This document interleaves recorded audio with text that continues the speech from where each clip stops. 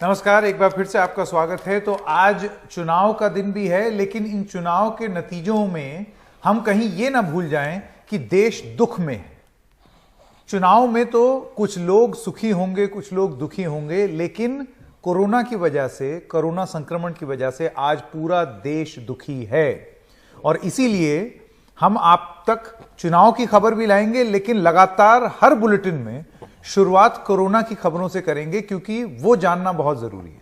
नेताओं की तो आदत है, वो तो चाहते हैं कि मामला डाइवर्ट हो जाए, लेकिन डाइवर्ट होने नहीं देना है, क्योंकि हम देश के दुख के साथ हैं।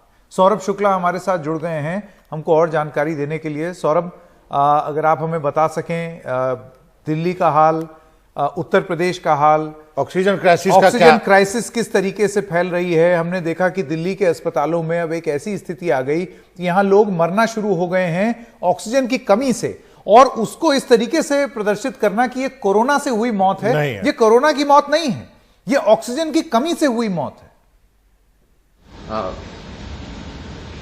बिल्कुल संकेत, देखिए सबसे बड़ी बात यह है कि अगर आंकड़ों की बात करें तो दिल्ली का डिमांड है वो 9 मीट्रिक टन का है रोज का, लेकिन जो केंद्र सरकार ने एलोकेट किया हुआ है वो लगभग 4.25 मीट्रिक टन का है, और असल में दिल्ली को मिल रहा है 3.21 मीट्रिक टन।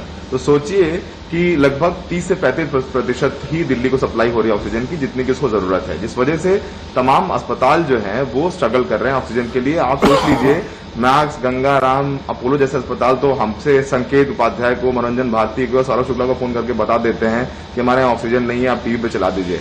लेकिन तमाम ऐसे छोटे अस्पताल हैं जिनके यहाँ 20 पेशेंट्स हैं, 30 पेशेंट्स हैं, 50 पेशेंट्स हैं, वो लोग कैसे मैनेज कर रहे हैं? उनके लिए ये मैनेज करना बहुत मुश्किल हो गया है, क्योंकि दिल्ली के जितने भी ऑक्सीजन प्लांट्स हैं छोटे छोटे, वहां पर ये सिलेंडर भरते नहीं है, क्योंकि वहां बहुत लंबा वक्त लगता है, लंबी कतारें हैं।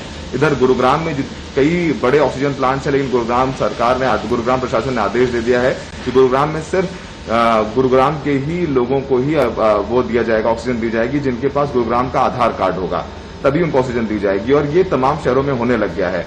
सिर्फ और सिर्फ दिल्ली में सबसे बड़ी समस्या अब यही हो गई है कि अब यहाँ पर लोग मर भी रहे हैं। हमने देखा है पहले ही कि कल बत्रा अस्पताल ने कोर्ट में सुनवाई के दौरान बोल दिया कि उनके यहाँ 12 लोगों की मौत हुई है, जिसमें से खुद वहां के एक डॉक्टर शामिल है। इसके अलावा लगातार कल रात में भगत चंद भारतीय जो अस्पताल है उनका फोन आया, उन्होंने बताया कि सिर्फ 1 घंटे की ऑक्सीजन हमारे पास बची है, न हमारा वेंडर फोन उठा रहा है, न ही सरकार के लोग हमसे बात कर रहे हैं। तो ऐसे में समस्या लगातार गंभीर होती जा रही है। जी सौरभ, समस्या बहुत गंभीर है, ऑक्सीजन से मौतें नहीं होनी चाहिए, जैसा कि संकेत ने भी कहा कि ये कोरोना से मौत नहीं है, ऑक्सीजन की कमी से मौत है। लेकिन क्या आपको लगता है कि आप केंद्र सरकार पे पल्ला झाड़ दे दिल्ली सरकार की, हम तो औद्योगिक स्टेट है नहीं, हमारे पास नहीं है, आपके पास टैंकर भी नहीं है इधर से उधर ले जाने के लिए, और अस्पताल अपना पल्ला कैसे झाड़ सकती है? जो बात कुछ देर पहले अखिलेश ने उठाई थी कि आप लाखों रुपया लेते हो इलाज का, यदि आप इतना बड़ा अस्पताल हो तो अपना प्लांट क्यों नहीं लगा सकते हो?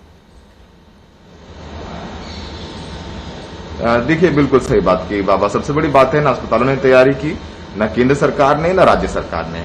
आज वीएलके मैक्स अपने यहाँ पर एक ऑक्सीजन प्लांट इंस्टॉल कर रहा है, जो कि फ्रांस की सरकार ने उनको दान में दिया है, जिसमें फ्रांस की सरकार सपोर्ट कर रहा है। तो देखिए, सबसे बड़ी बात यह कि अस्पताल जो बड़े हैं वो हाथ झाड़ देते हैं, जो छोटे अस्पताल हैं वो मरीजों के तीमारदारों से कह देते हैं कि आप ऑक्सीजन अपनी खुद लेकर के आए, अगर आपके मरीज की मौत होती है तो हम उसके जिम्मेदार नहीं होंगे। जो मरीज का परिवार वाला होता है वो दर दर भटकता है। तो सबसे बड़ी समस्या अब इस समय देश में इस बात को लेकर के हो गई कि ऑक्सीजन नहीं है। मैं आधिकारिक तौर पर तो नहीं कह सकता हूं, क्योंकि कल गुड़गांव में भी कई अस्पतालों में कई मौतें हुई संकेत, लेकिन समस्या ये है कि अस्पताल खुल करके आकर के ये नहीं बोल सकते हैं कि वो मौतें ऑक्सीजन की कमी से हुई है। वो आधिकारिक तौर पर हमसे बोलने को तैयार नहीं है, क्योंकि उनको लगता है कि अगर उन्होंने सामने से बोल दिया तो कहीं सरकार उनके खिलाफ कार्रवाई करेगी। यार, हमने पिछले हफ्ते एक संकेत स्टोरीज भी की हैं उत्तर प्रदेश में, जैसे कि मेरठ में हमने स्टोरी की थी जहां पर 7 से 8 मरीजों की मौत हो गई है। उसका समाधान क्या है? हम देख रहे हैं कि हाईकोर्ट जो है हर रोज सुनवाई करता है। हाईकोर्ट ने एक सुनवाई में कहा कि अगर किसी एक की मौत होती है तो हम फांसी पे चढ़ा देंगे, और ये 2 दिन बाद 3 दिन बाद हम देखते हैं कि बत्रा हॉस्पिटल से खबर आती है कि 12 लोगों की मौत हो गई। हॉस्पिटल के एक सीनियर डॉक्टर जो हैं, जो खुद एडमिट थे, उनकी मौत हो गई। तो अब इस पर आगे क्या? कल सेंट्रल गवर्नमेंट की ओर से खबर आई कि हमने 100 MT जो है वो कोटा बढ़ा दिया। तो कोटा बढ़ाने से क्या होगा? जब तक आप ऑक्सीजन हॉस्पिटल में नहीं पहुंचाएंगे, अगर ट्रांसपोर्टेशन नहीं होगा ऑक्सीजन का, तो क्या होगा? तो उसको हल करने के लिए क्या दिल्ली सरकार, केंद्र सरकार आपस में बैठ करके तय नहीं कर सकते हैं जब वो ये कहते हैं मुख्यमंत्री केजरीवाल प्रधानमंत्री के साथ बैठक में कि आपको ऑक्सीजन एक्सप्रेस चलानी चाहिए, तो पीएम को टोकना पड़ता है कि हम ऑलरेडी चला रहे हैं। और रेल मंत्रालय बोलता है कि हमको आप क्रायोजेनिक टैंकर दे दीजिए, हम आपको ऑक्सीजन पहुंचा देंगे, लेकिन दिल्ली के पास टैंकर नहीं है, उनको अखबारों में विज्ञापन देना पड़ता है। तो ये तैयारी तो कहीं भी किसी स्तर पर है नहीं। बिल्कुल नहीं अखिलेश, बिल्कुल ये कोलैप्स है प्रिपरेशन का। और सबसे बड़ी बात यह है कि दिल्ली के साथ सबसे बड़ी समस्या हो गई है पिछले 8 सालों में कि ब्लेम गेम चलता रहता है। जैसे कि आपने बताया, अब दिल्ली सरकार के लोग यही कहते हैं। कल जब बत्रा अस्पताल ने बताया कि उनके यहाँ 12 लोगों की मौत हो गई है, तो दिल्ली सरकार की तमाम लोग ये कहने लगे कि ये मौतें इसलिए हो पाई क्योंकि हमें सही समय पर ऑक्सीजन नहीं मिल पा रही है। इन्होंने ये बात कोर्ट में भी आकर बोली, तो कोर्ट ने कल केंद्र को बोला भी है कि आप किसी तरीके से ऑक्सीजन पहुंचाएं। देखिए, केंद्र सरकार चाहे ऑक्सीजन एक्सप्रेस चला रही है, लेकिन जो कोटा दिया अब गया है सरकार ने, केंद्र सरकार ने सबको कोटा दे दिया है कि 50 मीट्रिक टन आपको आइनॉक्स से मिलेगा, 50 मीट्रिक टन आपको छत्तीसगढ़ में मिलेगा, 50 मीट्रिक टन आपको बोकारो से मिलेगा। तो दिल्ली में जो काफी जो कोटा है वो उड़ीसा से या छत्तीसगढ़ से भी दिया गया है, तो वहां से ट्रांसपोर्टेशन की एक बहुत बड़ी प्रॉब्लम है। लेकिन यहाँ पर समस्या यही है कि केंद्र सरकार और दिल्ली सरकार के बीच सामंजस्य नहीं है, तो सब अपना पल्ला झाड़ते रहते हैं और ढाक के 3 पात जनता सबसे ज्यादा परेशान है। और आप सबसे बड़ी समस्या देखिए क्या हो गई है अखिलेश, बहुत प्रैक्टिकल बात है कि जितने भी ऑक्सीजन प्लांट हैं वहां पर उत्पादन सीमित है। जैसे कि अगर बात करें दिल्ली एनसीआर की, तो सबसे बड़ा ऑक्सीजन प्लांट है आइनॉक्स मोदी नगर। उसकी जो क्षमता है वो 150 मीट्रिक टन ही है। वो 24 घंटे काम कर रहा है, लेकिन वो 150 मीट्रिक टन से ज्यादा उत्पादन नहीं कर सकता। तो सौरभ यही है ना कि लेकिन डिमांड उस समय इतनी ज्यादा बढ़ गई है कि आप ऑक्सीजन जैसा जो सबसे इंपॉर्टेंट कंपोनेंट है अस्पताल का, अस्पताल किस पे चलता है? दवाइयों पे चलता है, अस्पताल डॉक्टरों से चलता है, नर्सेज से चलता है, ऑक्सीजन से चलता है। लेकिन आपने अपने ऑक्सीजन की कोई इंतजाम ही नहीं किया 1 साल के भीतर। देखिए, आप एक छोटा सा इन्वेस्टमेंट कर सकते थे आगे चल के। अब जाहिर सी बात है, जिस तरीके से ऑक्सीजन प्लांट खर्चे बचाने के लिए ठेके पे दे दिया कि ठेके से ऑक्सीजन आएगी, तो ये आइनॉक्स लेकर के आएगा, सारी जिम्मेदारी आइनॉक्स पे पड़ जाएगी। ठेकेदारी वाली जो मानसिकता है वो हर जगह, हर कोई उससे ग्रसित है, और शायद अस्पताल भी, क्योंकि उससे कॉस्ट बचता है ना। आपको प्लांट मेंटेन नहीं करना होगा, कुछ नहीं करना होगा, लेकिन अब ऐसा नहीं कर सकते। शरद भी हमारे साथ जुड़ गए हैं। शरद, ये सवाल पर दिल्ली सरकार का क्या कहना है? क्योंकि ये अक्सर कई बार ये सवाल उठाया गया है कि आप हर समय केंद्र की तरफ मुंह ताक नहीं सकते, दिल्ली सरकार की भी कुछ जिम्मेदारियां हैं। अगर आप टैंकर नहीं जुटा पा रहे हैं तो उसके लिए आप दूसरों पर दोष नहीं मढ़ सकते। इस पर दिल्ली सरकार ने क्या कहा है? क्योंकि मौतें अभी भी लगातार हो रही हैं, ऐसा नहीं है कि ऑक्सीजन क्राइसिस अस्पतालों में खत्म हो गई।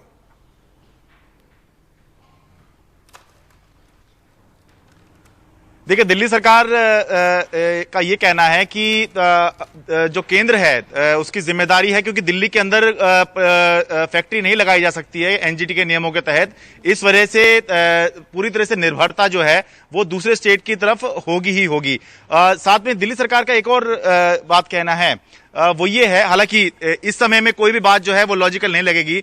उनका ये कहना है कि जब दूसरे वेंडर्स के साथ टाई अप है, उनके साथ अलग अलग अस्पतालों की डील है, तो जरूरत है कि वो जो उनके साथ कॉन्ट्रैक्ट हुआ है उसको वो पूरा करें। लेकिन इस समय हो ये रहा है संकेत कि आरोप ये लगा रही है दिल्ली सरकार कि जो दिल्ली की तरफ टैंकर आने हैं वो जो दूसरी राज्य सरकारें हैं वो आने नहीं दे रही। वो क्यों नहीं आने दे रही हैं? वो इसलिए नहीं आने दे रही हैं क्योंकि उनके यहाँ संकट आया हुआ है। उनके यहाँ संकट आया हुआ है तो उनको ये लगता है कि जो हमारे राज्य में जो चीज बन रही है हम दूसरे राज्य में क्यों जाने दें। जब भी कोई किसी चीज की शॉर्टेज होती है संकेत, तो यही होता है कि जिसकी जितनी मजबूत सरकार हो, या जिसकी जहां पर चल जाए, या दादागिरी जिसकी जहां चल जाए, या जिसका जहां जोर चल जाए, वही स्थिति हुआ करती है। अगर दिल्ली के पास अपनी पुलिस होती, अपनी पूरी सरकार होती, तो शायद दिल्ली भी इस तरह की कुछ घटना करती या इस तरह की कुछ कार्रवाई करती। लेकिन दिल्ली में क्योंकि सरकार पूरी नहीं है, पुलिस भी इनके पास पूरी नहीं है, तो इस वजह से दिल्ली भी ये काम नहीं कर पाती। लेकिन हाँ, यूपी के पास अपनी पूरी सरकार है और पूरी पुलिस है, हरियाणा के पास अपनी पूरी सरकार है, पूरी पुलिस है, तो वहां से जो है आगे भी। लेकिन इसमें ज्यादा बड़ी बात यह है कि लोग मर रहे हैं, और उसकी और ऑक्सीजन की कमी की वजह से, यानी कि कोरोना से वो बच जाते लेकिन ऑक्सीजन की कमी की वजह से मर रहे हैं। इसकी जिम्मेदारी कौन और दवाई की कमी की वजह, दवाई की कमी की वजह। जो दवाई एक रेमडेसिविर का चलाया है, सरकार कहती है कि मत लिखिए मत लिखिए, ये कोई रामबाण नहीं, लेकिन सारे डॉक्टर सब रेकमेंड कर मूद करके 6-6, 8-8 वायर लिख रहे हैं, और बेचारे जो रिश्तेदार हैं वो परेशान हो रहे हैं। ब्लैक मार्केट अच्छा, जिस चीज की कमी होती है उसमें ये बोल दिया जाता है कि ये बहुत जरूरी नहीं है, तो फिर लिख रहे हैं, लिखी क्यों रहे हैं? लिख क्यों रहे हैं डॉक्टर? ऑक्सीजन में भी अब ये सुझाव दिया जा रहा है कि अस्पताल कम इस्तेमाल करो। आप डॉक्टरों को बोलिए कि ना लिखें, रेमडेसिविर लिखना बंद कर दें। की दवा 25-50 हजार में लोग खरीदा। एक जल्दी से अब चुनाव की कुछ खबरें देते हैं आपको।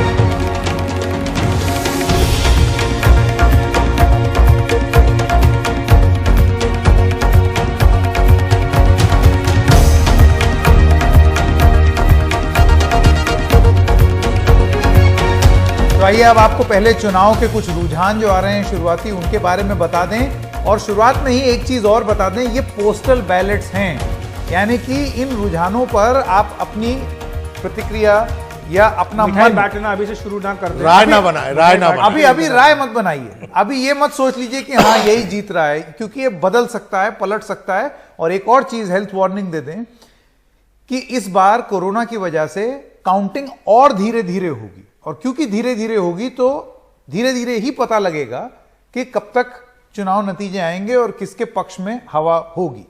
शुरुआती रुझान जो हैं वो आपके स्क्रीन पर हैं। जैसे कि आप देख सकते हैं, पश्चिम बंगाल में 5 सीटों पर रुझान आ गए हैं, जिसमें भारतीय जनता पार्टी 4 पर बढ़त बनाए हुए है पोस्टल बैलेट में, और तृणमूल कांग्रेस 1 पर बढ़त बनाए हैं। असम में 2 पर बीजेपी और 1 पर कांग्रेस, केरल में 2 पर कांग्रेस, एलडीएफ 2 पर, और तमिलनाडु में अभी खाता खुलना बाकी है। मनोरंजन जी, निश्चित रूप से ये जो है पोस्टल बैलेट खुला है, इसलिए जैसा संकेत ने कहा राय नहीं बनाइए। एक्चुअली है क्या, ये T20 जैसे आईपीएल चल रहा है ना, तो ये T20 जो है अब थोड़ी देर में शुरू होगा, तो हम बॉल टू बॉल कमेंट्री करेंगे। यदि कल रात का आपने मैच देखा होगा चेन्नई और मुंबई का, तो फिर आपको पता चलेगा कि बॉल टू बॉल हम कमेंटेटर हैं यहाँ पर, हम आपको बॉल टू बॉल जानकारी देंगे। तो वो वाला दौर देखा है आपने अखिलेश जी ने, जब 2-2, 3-3 दिन तक काउंटिंग चलती रहती, 4 दिन तक टेस्ट मैच होता था, टेस्ट मैच होता था और एकदम फेस्टिवल होता था। अभी तक तो शाम तक केवल वो बैलेट पेपर की मिक्सिंग ही होती थी, और इलेक्शन कमिश्नर गेस्ट होते थे बकायदा। टीएन सेशन को भी मैंने देखा है डीटीवी पर, और बाकी सबको भी देखा है कि एज ए गेस्ट बन के आते थे, उनका पहले चलता था, उसके बाद और अखिलेश जी फिर वो दौर जब 9 साढ़े 9 बजे तक ही एंकर लोग कहते थे कि हम कॉल कर रहे हैं फलाना राज्य में इसकी सरकार। जी हाँ। अब वो ये कहीं बीच में अभी स्थिति बन गई है कोरोना की वजह से कि आप इतनी जल्दी कॉल नहीं कर सकते, अभी समय लगेगा, शाम तक हो सकता है आपको एक क्लियर आइडिया मिले, दोपहर तक। बिहार में यही हुआ था। अभी कुछ दिनों पहले ही हमने देखा कि 4-5 महीने पहले ही बिहार के चुनाव हुए थे, इसी कोरोना संकट काल के दौरान ही बिहार के चुनाव हुए थे। वहां पर भी बिल्कुल यही फार्मूला लगाया चुनाव आयोग ने, जो इन 5 राज्यों के चुनाव में लगाया है, कि जो मतगणना केंद्र हैं उनकी संख्या बढ़ा दी गई है ताकि सोशल डिस्टेंसिंग को मेंटेन किया जा सके। लेकिन इस बार चूंकि प्रकोप ज्यादा है, दूसरी लहर का कहर बहुत ज्यादा है, तो इसलिए ज्यादा प्रिकॉशन चुनाव आयोग की ओर से रखने के लिए कहा गया है। RT-PCR आप अपनी जांच की रिपोर्ट लेकर के आइए। उम्मीदवारों को भी जो है तभी आने की अनुमति दी जाएगी, जो उनके पोलिंग एजेंट्स होते हैं उनको तभी वहां पर आने की अनुमति दी जाएगी। तो ये सारे एहतियात बढ़ते गए हैं, तो ये देखना होगा कि इन एहतियात का कितना असर होता है।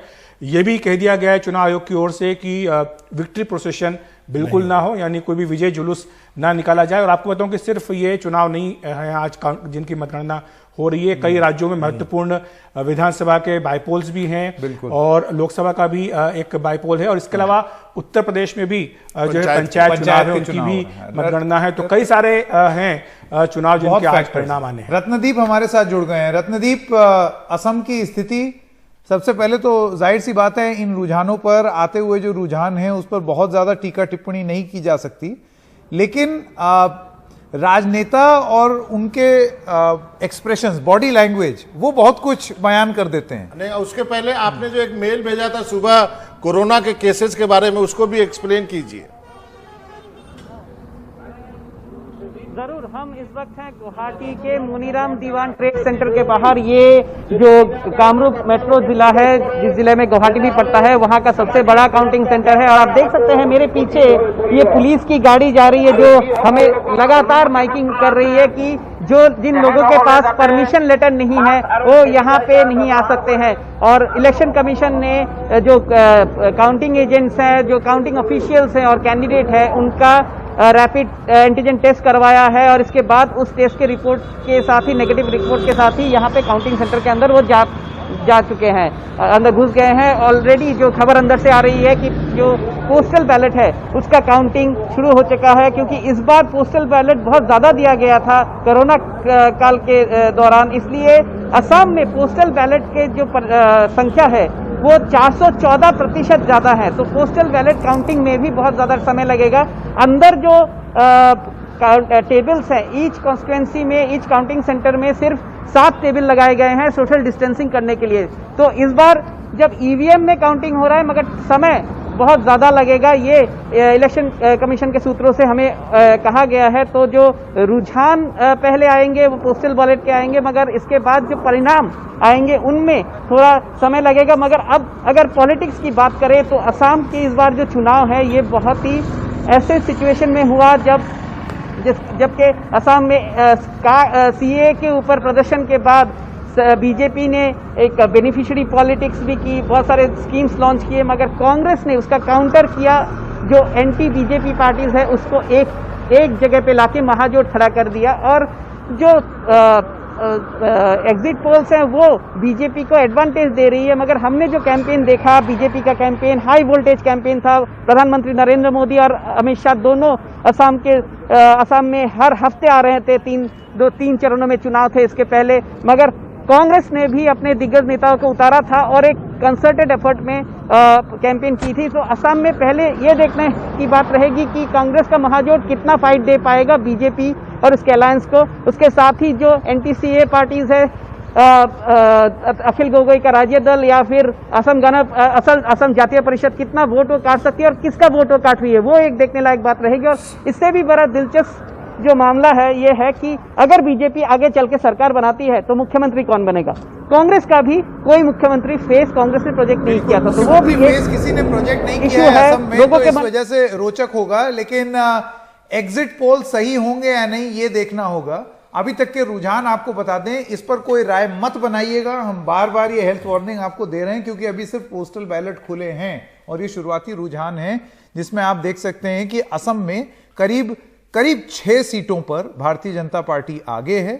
आपको जल्दी से पश्चिम बंगाल के बारे में बता दें, 27 रुझान सामने आए जिसमें तृणमूल 15 पर आगे और भारतीय जनता पार्टी करीब 12 पर आगे है। लेकिन ये पोस्टल बैलेट्स की लीड्स हैं जो कि इसको फुल फ्रेम जाते हैं, जरा दर्शकों को फुल फ्रेम दिखा दें। ये पोस्टल बैलेट्स की लीड हैं जो कि अब तक आई हैं सामने, जिसमें आप देख सकते हैं। जैसा कि रतनदीप कह रहे थे, इस बार पोस्टल बैलेट की संख्या ज्यादा है, बहुत ज्यादा, तो इसलिए थोड़ा इंतजार करना बेहतर होगा। यदि रतनदीप ने कहा कि असम में तो 400% ज्यादा है, तो आप अंदाजा लगा सकते हैं, छोटा सीट है वहां पे। अगर राउंड वाइज अगर बात करें मतगणना की, तो अभी आपको बता दें कि अभी तक एक भी राउंड गिनती शुरू भी नहीं हुई है। तो अभी सिर्फ जो है पोस्टल बैलेट की ही गिनती हो रही है। हमारे पास राउंड का भी हिसाब है कि कितने राउंड है किस राज्य में। तो अभी तक किसी भी राज्य में किसी राउंड की गिनती शुरू भी नहीं हुई है। तो ये जल्दी से कोई राय मत बनाइएगा। नवीन उपाध्याय जी और आशीष जी हमारे साथ बने हुए हैं। नवीन जी, आपके पास आना चाहता हूं। बार बार दर्शकों को भी और हम सबको भी ये बता देना जरूरी है कि अभी अपना मत ना बनाएं, अभी ना बनाएं, क्योंकि अभी समय है, हो सकता है कि हवा पलट भी जाए। लेकिन जिस तरीके की स्थिति है, ये कांटे की टक्कर हमेशा बीजेपी और तृणमूल में थी। वो चुनाव प्रचार में भी दिखाई दे रहा था और वो अब नतीजों के शुरुआती रुझान में भी दिखाई दे रहा है। कि कोई ओपिनियन नहीं बनाना चाहिए क्योंकि कई बार अभी तो टू अर्ली है। हमको याद है ये बिहार इलेक्शन 15 का बिहार का असेंबली इलेक्शन, जिसमें संजय मयूख जो बीजेपी के लीडर है और बीजेपी कई लीडर बिहार पटना में बीजेपी कार्यालय के सामने सेलिब्रेशन करके मिठाई बांट रहे थे और वर्चुअली इलेक्शन को उन्होंने कॉल कर दिया कि बीजेपी जीत गई। 1 घंटे के बाद जब परिणाम आया तो सारा खेल बदल चुका था। तो ये तो आपको केवल पोस्टल बैलेट है। नवीन जी माफी चाहता हूं, आपने संजय मयूख का नाम लिया, तो मैं जिस होटल में ठहरा था वो एक तरह से बीजेपी का गढ़ था, जो HHI है कलकत्ता में, और केंद्रीय गृह मंत्री ने अपना प्रेस कॉन्फ्रेंस भी वही किया था और संजय मयूख वहां पे थे। हमारे बड़े अच्छे मित्र हैं, आपके भी बड़े अच्छे मित्र हैं, बहुत ही सज्जन आदमी हैं। लेकिन मेरा सवाल यह है कि मैं उस होटल में हर एक राज्य के या बिहार के उन सब नेताओं को मिला जो कुछ ना कुछ है वहां पे बीजेपी में। तो ये जो कारपेट बम्बिंग हुई है, एक एक विधायक, एक एक MLC से लेकर के जिला अध्यक्ष तक को भी इन्वॉल्व करना, क्या ये रणनीति आपको लगता है कि एक नई रणनीति है चुनाव लड़ने की, जिस पर बीजेपी जीतती आई है और वही फॉर्मूला उन्होंने वेस्ट बंगाल में अपनाया है? देखिए, आप जितने भी इलेक्शन देखे होंगे, और कोई ये मेरी कोई ऐसे नहीं कि कोई नई बात कह रहे हैं, बीजेपी किसी भी इलेक्शन में हो, चाहे बहुत छोटी सी भी इलेक्शन होती है, उसमें पूरे अग्रेसिव तरीके से जाती है। उसके ट्रेंड कैडर हैं, ट्रेंड लोग हैं जो कि इलेक्शन कराते हैं। काफी लोग उसमें गुजरात से भी आते हैं, 2-3 हजार लोग, और हर जगह से बीजेपी जितने एमएलए एमपी जितने लीडर हैं उनको माइक्रो मैनेजमेंट से लेकर और बिगर पिक्चर्स के लिए इन्वॉल्व करती है। डेफिनेटली उससे एक माहौल बनता है, मीडिया उसको नोटिस करता है, बज क्रिएट होता है, और जिससे डेफिनेटली बीजेपी को फायदा होता है।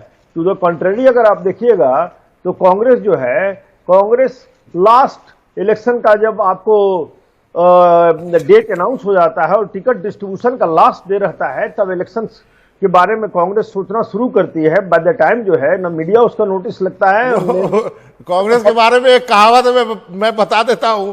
इस इलेक्शन में, बंगाल के इलेक्शन में, केवल कांग्रेस ने आइटम नंबर का भी काम नहीं किया। बेचारे अधीर रंजन चौधरी को अकेले छोड़ दिया। मैं गया था उनकी रैली कवर करने के लिए, छोटी सी अच्छी सी खासी रैली कर रहे थे। मैंने बोला राहुल गांधी कहाँ है? बोला आएंगे आएंगे आएंगे। बाद में तो कोरोना की वजह से रैली भी नहीं की। आशीष रंजन जी, ये जो मेरा सवाल था कि जो इस बार मुझे बंगाल में देखने को मिला, बिहार का, यूपी के, झारखंड के वो लोग जो कि विधायक हैं, एमएलसी हैं, जिला अध्यक्ष भी हैं, वो सब थे वहां पर। तो इसका फायदा तो होना चाहिए।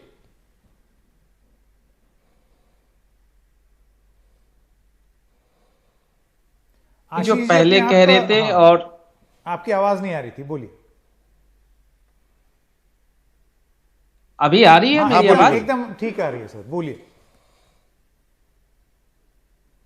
हाँ, एक चीज जो मैं पहले जोड़ दूं, जो बात हो रही है कि अभी एक विचार मत बनाइए क्या रुझान आएगा, और संकेत जी भी कह रहे हैं। देखिए, मैं कम से कम आसाम और वेस्ट बंगाल के लिए कह रहा हूं, हो सकता है पोस्टल बैलेट या अर्ली रुझान जो भी है वो देख लीजिए, लेकिन मुझे लग रहा है आसाम और वेस्ट बंगाल में तकरीबन 11, 12 या 1 बजे तक भी कोई विचार बनाने की जरूरत नहीं है, क्योंकि दोनों जगह बहुत ही कांटे की टक्कर होने वाली है और वोट शेयर गैप जो है बहुत ही क्लोज रहेगा।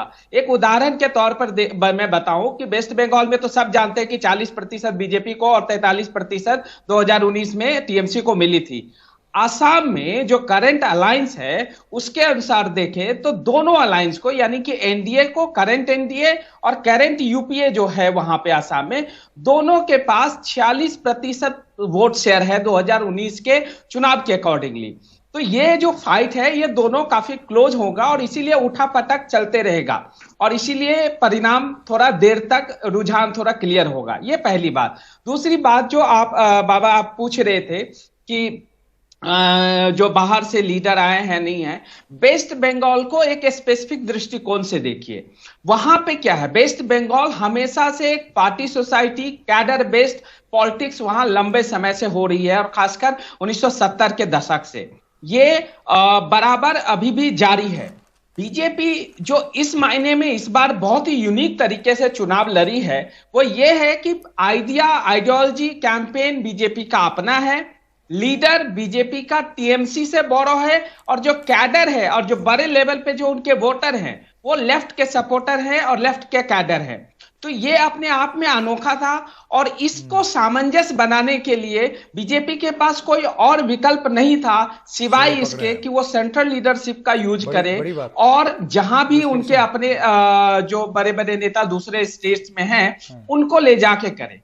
एक और चीज थी कि बिहार के बहुत सारे लीडर आपको बंगाल में दिखे होंगे, उसका एक कारण यह भी है कि जो हिंदी भाषी जो वोटर है, खासकर कलकत्ता और कुछ और हुगली, हावड़ा, ये सब जो अर्बन एरिया पॉकेट हैं, उसमें हिंदी भाषी और खासकर बिहार यूपी के लोग और उसमें भी बिहार के लोग की संख्या काफी अच्छी है।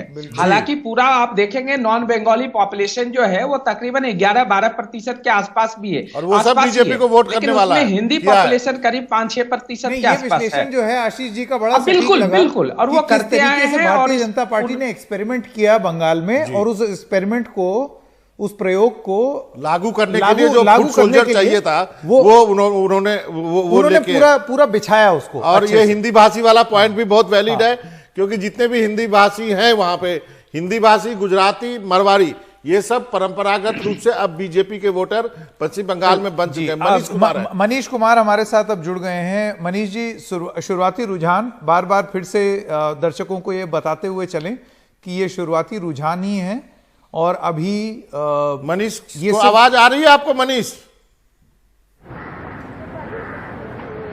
हाँ, आवाज आ रही है बाबा।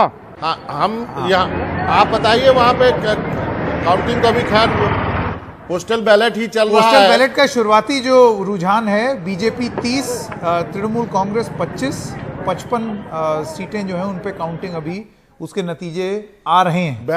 Postal ballot. हाँ। जी मनीष जी।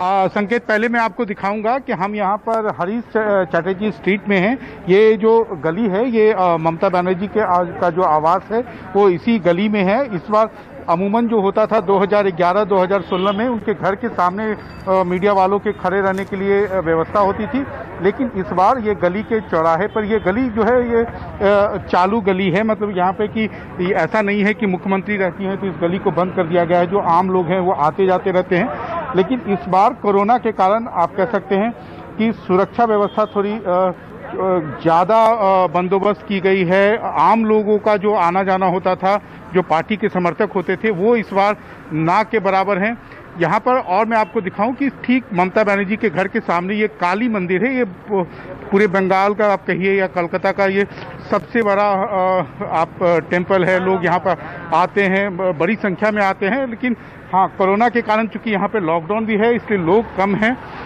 हाँ, इक्का दुक्का समर्थक जरूर दिख रहे हैं। जहाँ तक रुझानों का बात है, और यहाँ पर जेल भी है मनीष। मैं आपको बता दूं कि देखिए यहाँ पर एक तरफ नाला है मनीष, उसके दूसरी तरफ जेल भी है।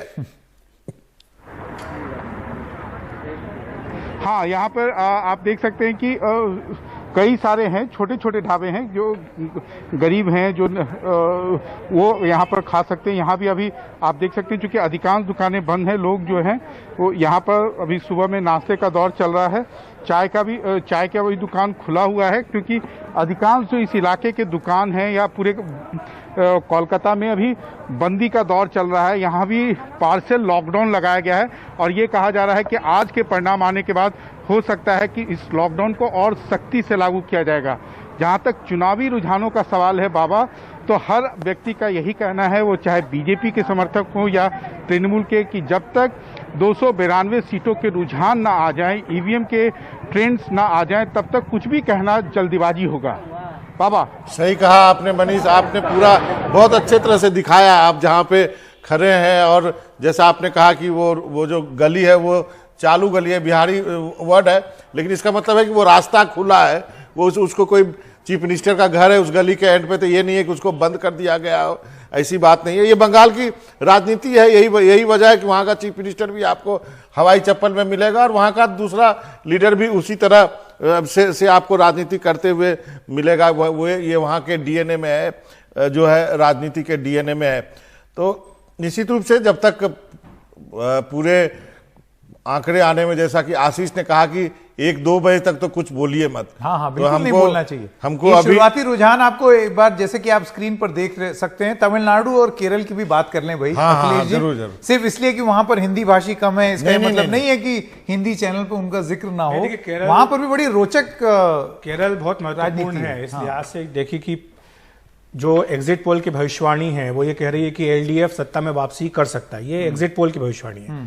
अभी तो खैर क्या होगा ये तो अभी थोड़ी देर में पता लगेगा, लेकिन अगर ऐसा होता है तो ये बहुत बड़ी घटना होगी केरल जैसे राज्य में, जहां पर कि पेंडुलम पॉलिटिक्स होती है। पेंडुलम पॉलिटिक्स यानी एक बार आप एलडीएफ को देते हो, 5 साल बाद आप यूडीएफ को ले आते हो, तो ऐसा 5-5 साल का जो चलता है पेंडुलम पॉलिटिक्स, उस पर विराम लगेगा।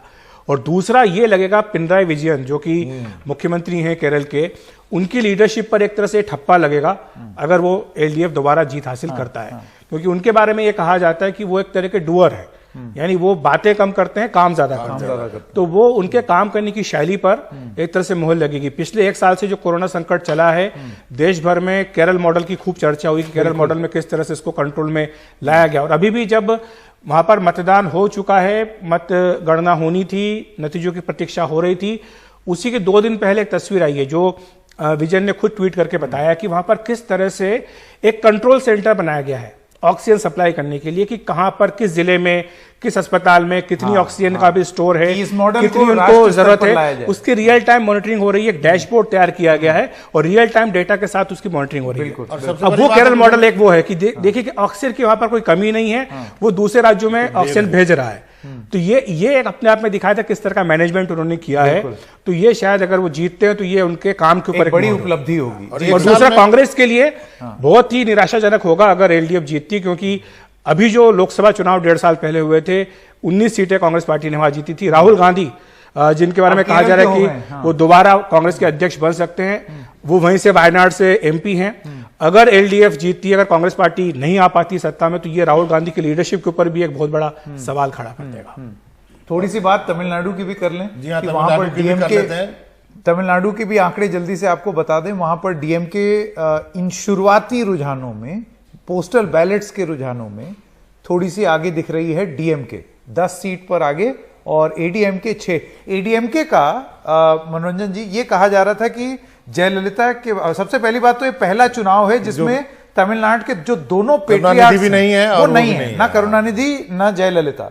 और ऐसे वक्त में एआईडीएमके बिखर जाएगी, टूट जाएगी, वैसी स्थिति नहीं उत्पन्न हुई। तो अपने कुनबे को बटोर के रखने में कामयाब रहे। नहीं, एआईडीएमके के बारे में जो कहा गया, जो मुख्यमंत्री हैं उनके बारे में कि लोगों ने कहा कि उनको वॉच करो, ऐसा नहीं कि आप उनको जो है रूल आउट कर दो कि नहीं डीएमके पूरा करेगी, वो देखना होगा। उन्होंने कहा कि थोड़ा सा संभाल के, हम चाहेंगे कि निहाल को भी जो है वो यहाँ पे लाइनअप किया जाए, अपने पीसीआर से कहूंगा। लेकिन हमें बताया जा रहा है कि सोहित हमारे साथ है। सोहित, बताइए आप क्या देख रहे हैं?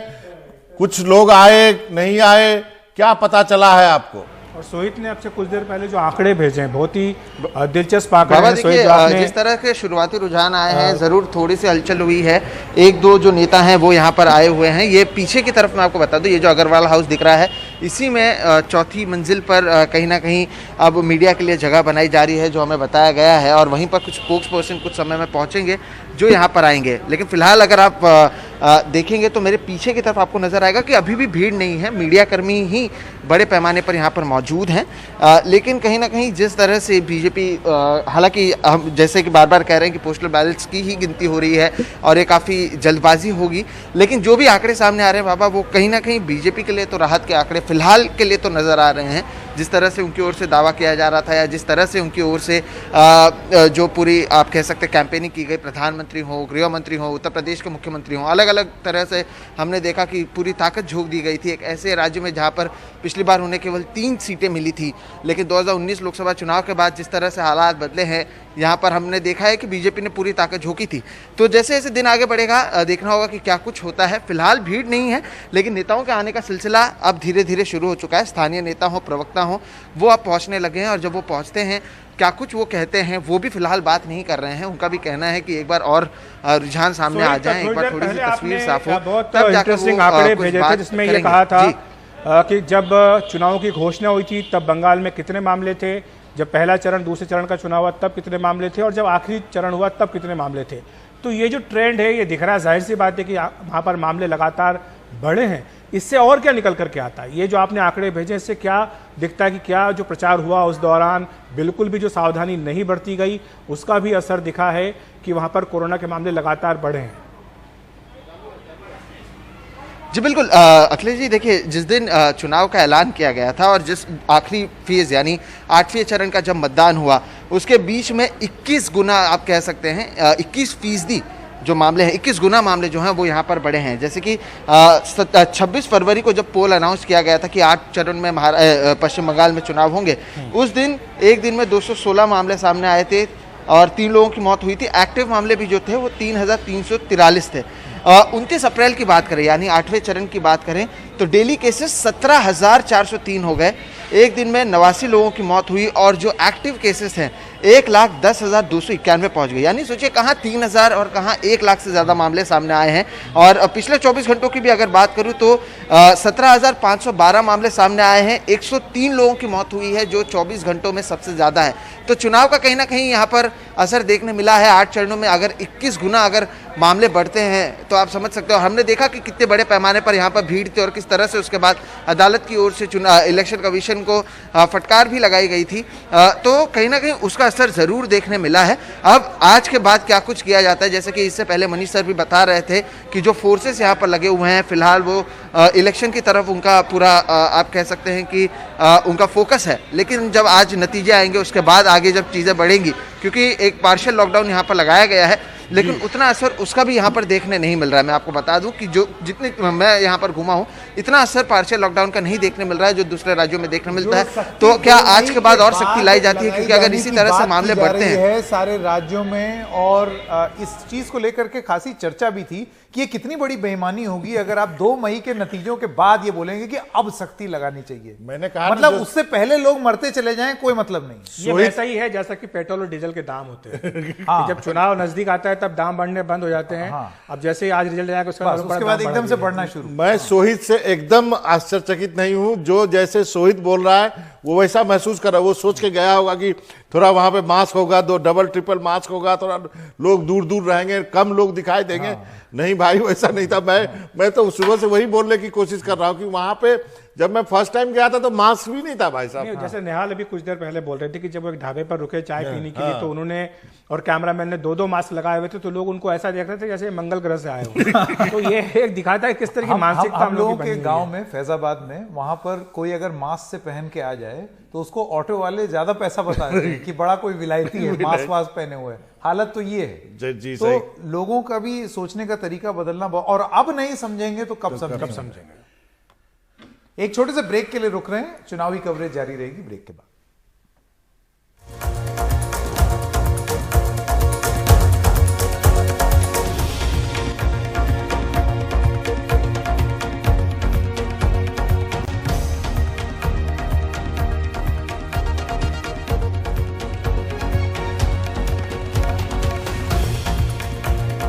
तो 4 राज्य और 1 यूनियन टेरिटरी के नतीजे आज आने वाले हैं। थोड़ा बहुत हम पुडुचेरी के बारे में भी बता देंगे। ऐसे उसको हे दृष्टि से नहीं देखना चाहिए। यूनियन टेरिटरी है, वहां पर भी बड़ा बदलाव हो सकता है और एनडीए वहां वापस आ सकती है या नहीं ये देखना होगा। शुरुआती रुझान जैसे आप देख लें, एनआरसी प्लस जिसमें 2 पर आगे, बीजेपी 2 पर आगे और एनआरसी और बीजेपी है तो 2+2 यानी कि एनआरसी प्लस जो है वो 4 पर है, बीजेपी अपने दम पे 2। और ये वैसा वो यूनियन टेरिटरी है जहां बीजेपी का कुछ नहीं था, ना आगे ना पीछे। छोटा राज्य है, केंद्र शासित प्रदेश है और इसकी जो विधानसभा सीटें मुझे लगता है कि जो अपने दिल्ली में जो वार्ड हैं उनके बराबर उतने ही बराबर है, छोटे-छोटे हैं। इसमें कुछ ये माफी चाहता हूँ, ये पुडुचेरी में ग्राफिक में कुछ ये थोड़ा सा गड़बड़ हो गया मेरे ख्याल से। का नंबर जा रहा है इसमें, इस ग्राफिक को हटा लिया जाए। ये दूसरी बात ये है कि दिलचस्प बात ये कि नारायण स्वामी जो 5 साल तक मुख्यमंत्री रहे, कांग्रेस पार्टी ने उनको ही टिकट नहीं दिया। हाँ, मतलब ये विचित्र बात आप समझिए। और वहां पर भी एलजी और मुख्यमंत्री की लड़ाई जो है वो लगातार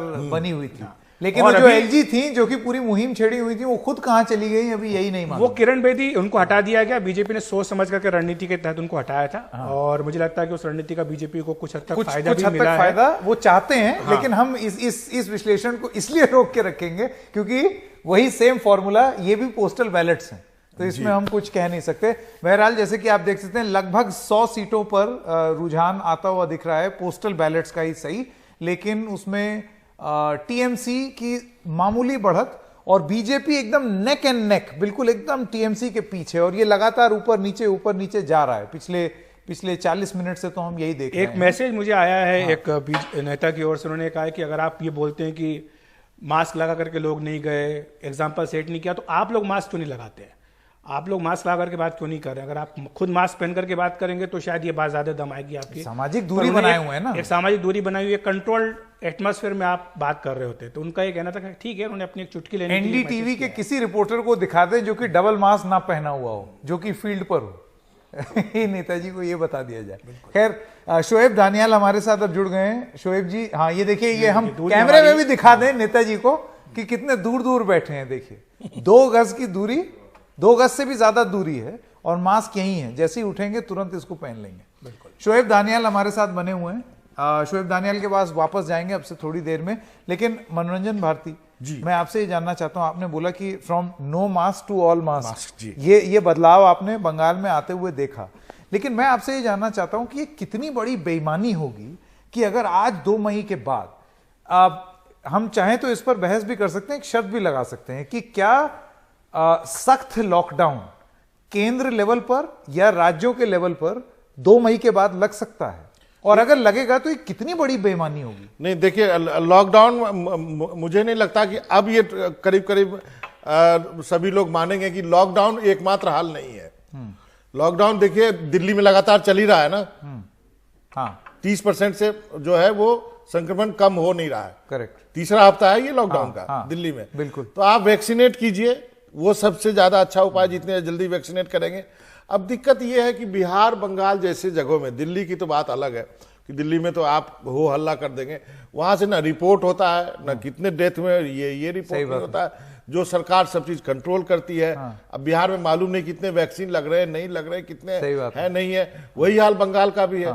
जब इसलिए मैंने कहा ना, नो मास्क टू मास्क, मतलब यहाँ तो इतनी अवेयरनेस है दिल्ली में, क्योंकि इतनी मौतें हो गई है, हर सोसाइटी में जो है वो लोग डरे हैं, लोग खुद बाहर नहीं जा रहे हैं। लेकिन जैसे सोहित जो लगातार कर रहे थे कि वो बहुत सरप्राइज है, क्योंकि वो मुंबई से गए, नहीं, क्योंकि मुंबई में है, मुंबई में आप उतरेंगे, आरोग्य सेतु चेक होगा, तो आपको टोका जाएगा समय समय पर, और सकती है मुंबई। यही तो मैंने कहा कि जो सोहित को आश्चर्यचकित होते, वो मैं भी हो रहा था, क्योंकि मैं भी दिल्ली से गया था, मैं भी वो था कि भाई साहब कहीं कुछ होगा, लेकिन वहां पे कुछ नहीं है, खुला, सब कुछ खुला था। लेकिन मैं आपको बताऊं, जिस दिन दिल्ली आया उसके दूसरे दिन जाके मैंने खुद टेस्ट कराया कि भाई सब जिसमें आप नेगेटिव आया। ये बहुत बड़ी बात है। नवीन उपाध्याय जी वहां साथ जुड़े हुए हैं। नवीन जी, ये जो शुरुआती रुझान है, इसमें भी टक्कर है, इसमें भी टक्कर है। भले ही यही सोच रहा हूँ आगे चल के क्या हो, भले ही पोस्टल बैलेट हो, लेकिन इसमें भी टक्कर है। मतलब ये बात तो आप मानेंगे नवीन जी की लड़ाई जो है वो कांटे की है। अब अंतिम दौर में जो अपने हिम्मत बचा के रखेगा वो जीत जाएगा। मेरा ध्यान तो केरला की तरफ है कि अगर बीजेपी ने वहां 4-5 सीट जीत ली है, तो कहीं अगर हंग असेंबली हो गया तो ये बड़ा इंटरेस्टिंग सिचुएशन हो जाएगा। फर्स्ट टाइम होगा केरला में इस तरह का सिचुएशन, और गवर्नमेंट फॉर्मेशन काफी ट्रिकी अफेयर हो जाएगा। अभी तक जो रुझान आ रहे हैं उसमें बीजेपी 3-4 सीटों पर आगे है, और कहीं ऐसा हो गया तो काफी आपको तो आप कहना चाह रहे हैं कि कांग्रेस को सपोर्ट कर देगी बीजेपी केरला में? खुल के बात करते हैं ना। नहीं, ये नवीन जी आपने जो बात की बहुत दिलचस्प बात है, लेकिन इसमें मैं एक चीज जोड़ना चाहूंगा, वो ये है कि बीजेपी ने शुरुआत में बहुत जमकर के जोर लगाया। हमने देखा कि किस तरह से श्रीधरन को लेकर के आए, यहां तक बात उठी कि उनको मुख्यमंत्री पद का उम्मीदवार घोषित कर दिया जाएगा। लेकिन जिस तेजी के साथ बीजेपी ने जोर लगाया, उसी तेजी के साथ बीजेपी ने अपने कदम पीछे खींच लिए केरल में। और इसका संकेत ये गया, मतलब इसका जो मतलब चाहे निकाल सकते हैं, लेकिन हम लोग तो आजाद है निकालने के लिए। इसका मतलब ये निकाला गया कि बीजेपी को यह लग रहा था कि एलडीएफ वहां पर यूडीएफ को कड़ी टक्कर दे रहा है और एलडीएफ हरा सकता है, वापस सत्ता में आ सकता है। और वहां पर यह कहा जाता है कि जो लेफ्ट पार्टी है उनका कोर वोट जो है वो हिंदू वोट है, तो वो बीजेपी का वोट भी वही है। तो बीजेपी ये नहीं चाहती थी कि जो हिंदू वोट है उसको काटा जाए, इसलिए बीजेपी जितना जोर लगा रही थी उसी तेजी के साथ वो वापस आ गई। क्या आप सहमत हैं इस बात से नवीन जी? देखिए, ये आकलन और ये स्पेकुलेशन केरला के पॉलिटिक्स में पिछले 1 महीने से चल रहे हैं कि बीजेपी ने ऐसा किया है।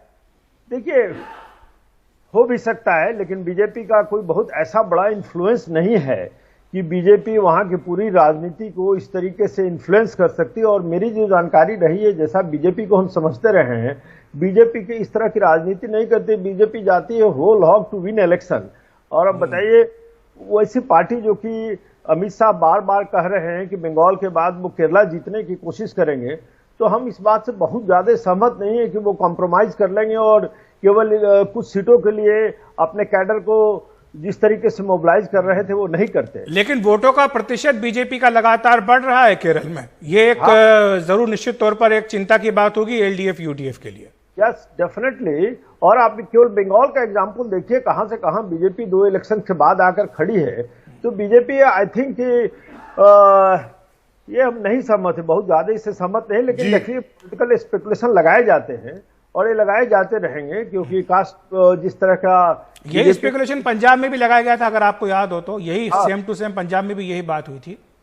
और देखिए, और बंगाल का जो परिणाम आ रहा है, एक चीज देखिए बहुत इंपॉर्टेंट है कि ये पहला इलेक्शन है बंगाल के इतिहास में, पॉलिटिकल हिस्ट्री में, जबकि कास्ट एक बहुत बड़ा फैक्टर उभर के आया है जी। आज तक जो बंगाल के इलेक्शंस होते वो पार्टी लाइन पर होते थे और प्रो एंड अगेंस्ट लेफ्ट, और उसके बाद ममता ने जिस तरीके से अपना एडवेंट किया, पहला इलेक्शन है जो कि कास्ट लाइन पर लड़ा जा रहा है, जिसमें मैसिव मोबिलाइजेशन कास्ट लाइन पर हुआ है।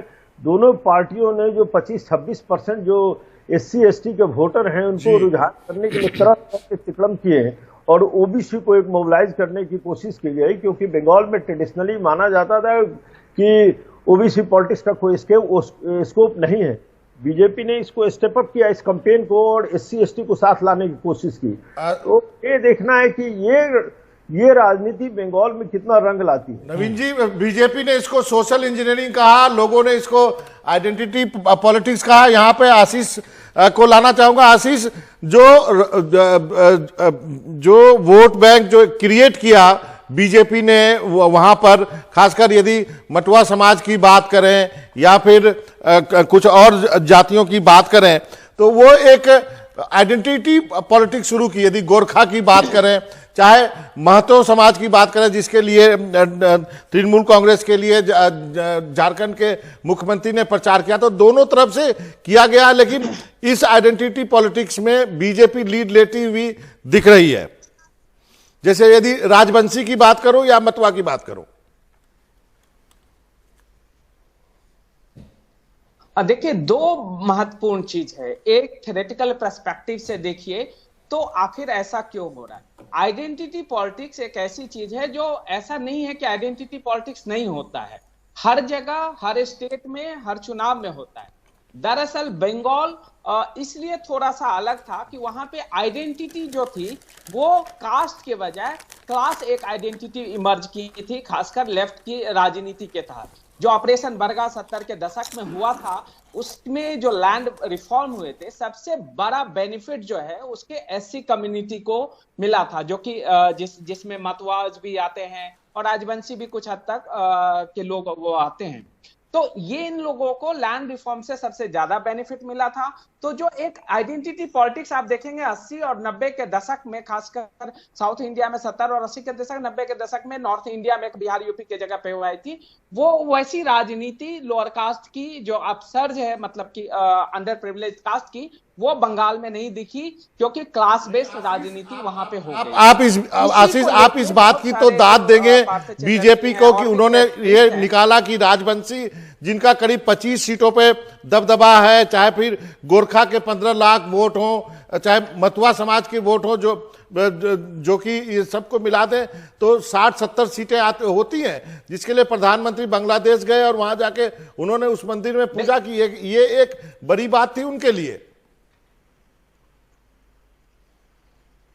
बिल्कुल, मैं उस मुद्दे पे आने ही वाला था आगे, वो क्योंकि बीजेपी अभी सबसे बड़ी बेनिफिशियरी आइडेंटिटी पॉलिटिक्स की बंगाल में होने जा रही है। चाहे वो मतवा कम्युनिटी की बात हो, राजवंशी की हो, चाहे वो जो नॉन बंगाली स्पीकिंग, जो हिंदी स्पीकिंग लोग हैं उसको हो, वो भी एक आइडेंटिटीज है। लेकिन जो सबसे बड़ा बीजेपी ने एक कैंपेन किया है और इलेक्टोरल बेनिफिट्स उनको, मोटा मोटी जीत हार चाहे किसी की हो, लेकिन थ्योरेटिकल वोट शेयर के दृष्टिकोण से उनको फायदा होने जा रही है, वो ये है कि उन्होंने एक साथ कास्ट बेस्ड आइडेंटिटी और रिलीजन बेस्ड आइडेंटिटी दोनों को एक साथ इस बंगाल इलेक्शन में उन्होंने एक्सपेरिमेंट किया है।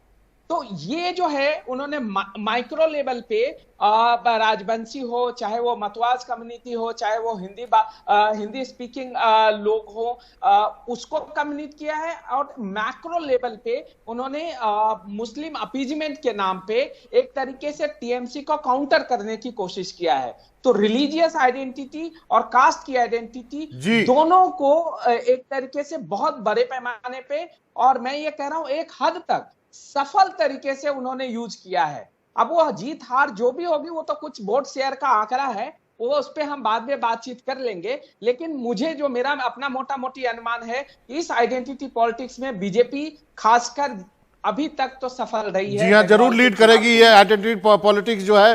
ये जो 3 समाज है, राजवंशी, मतवा और गोरखा में जो उनकी कोशिश है। मनीष कुमार के पास चलते हैं। मनीष, बताइए, कुछ हलचल हो रही है या नहीं हो रही है?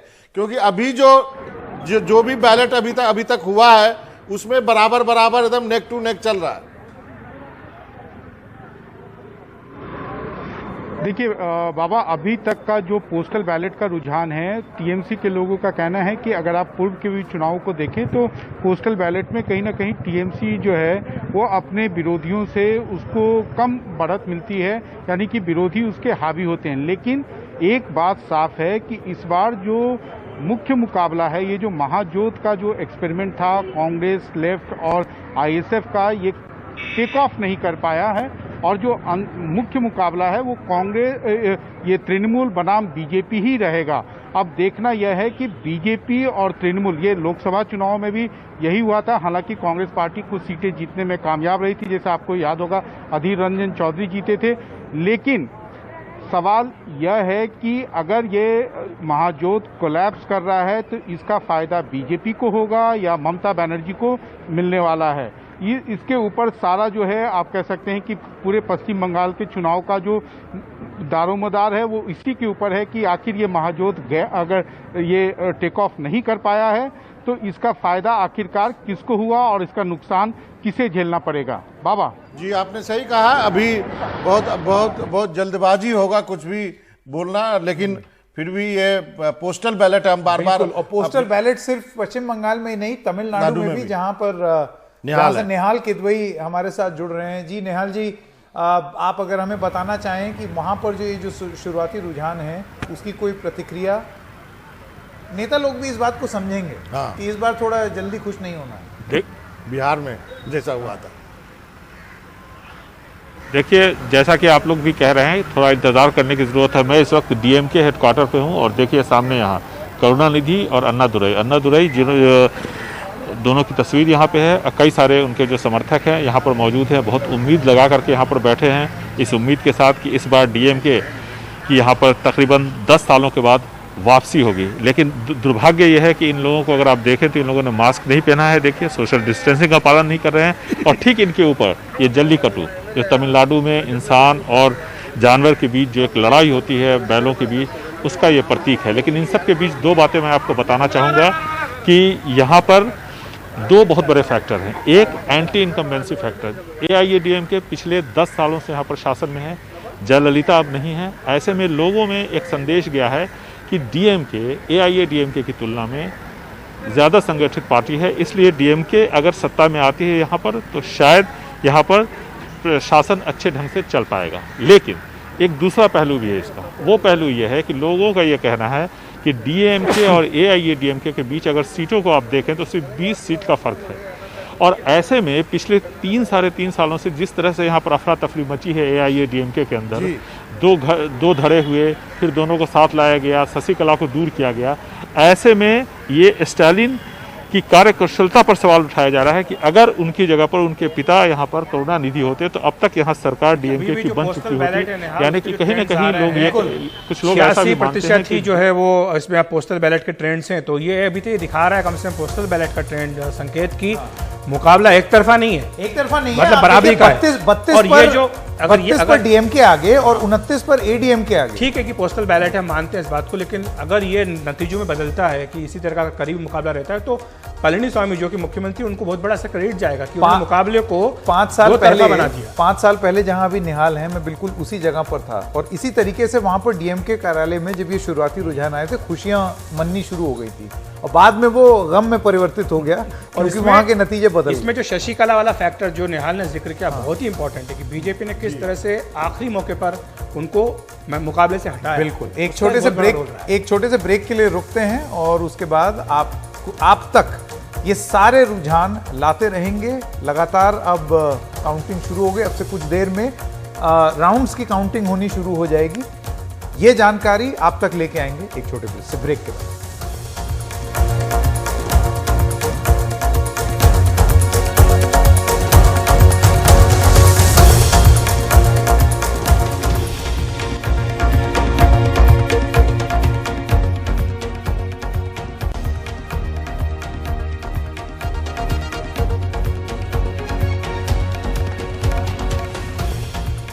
नमस्कार, एक बार फिर से आपका स्वागत है हमारी इस विशेष पेशकश में।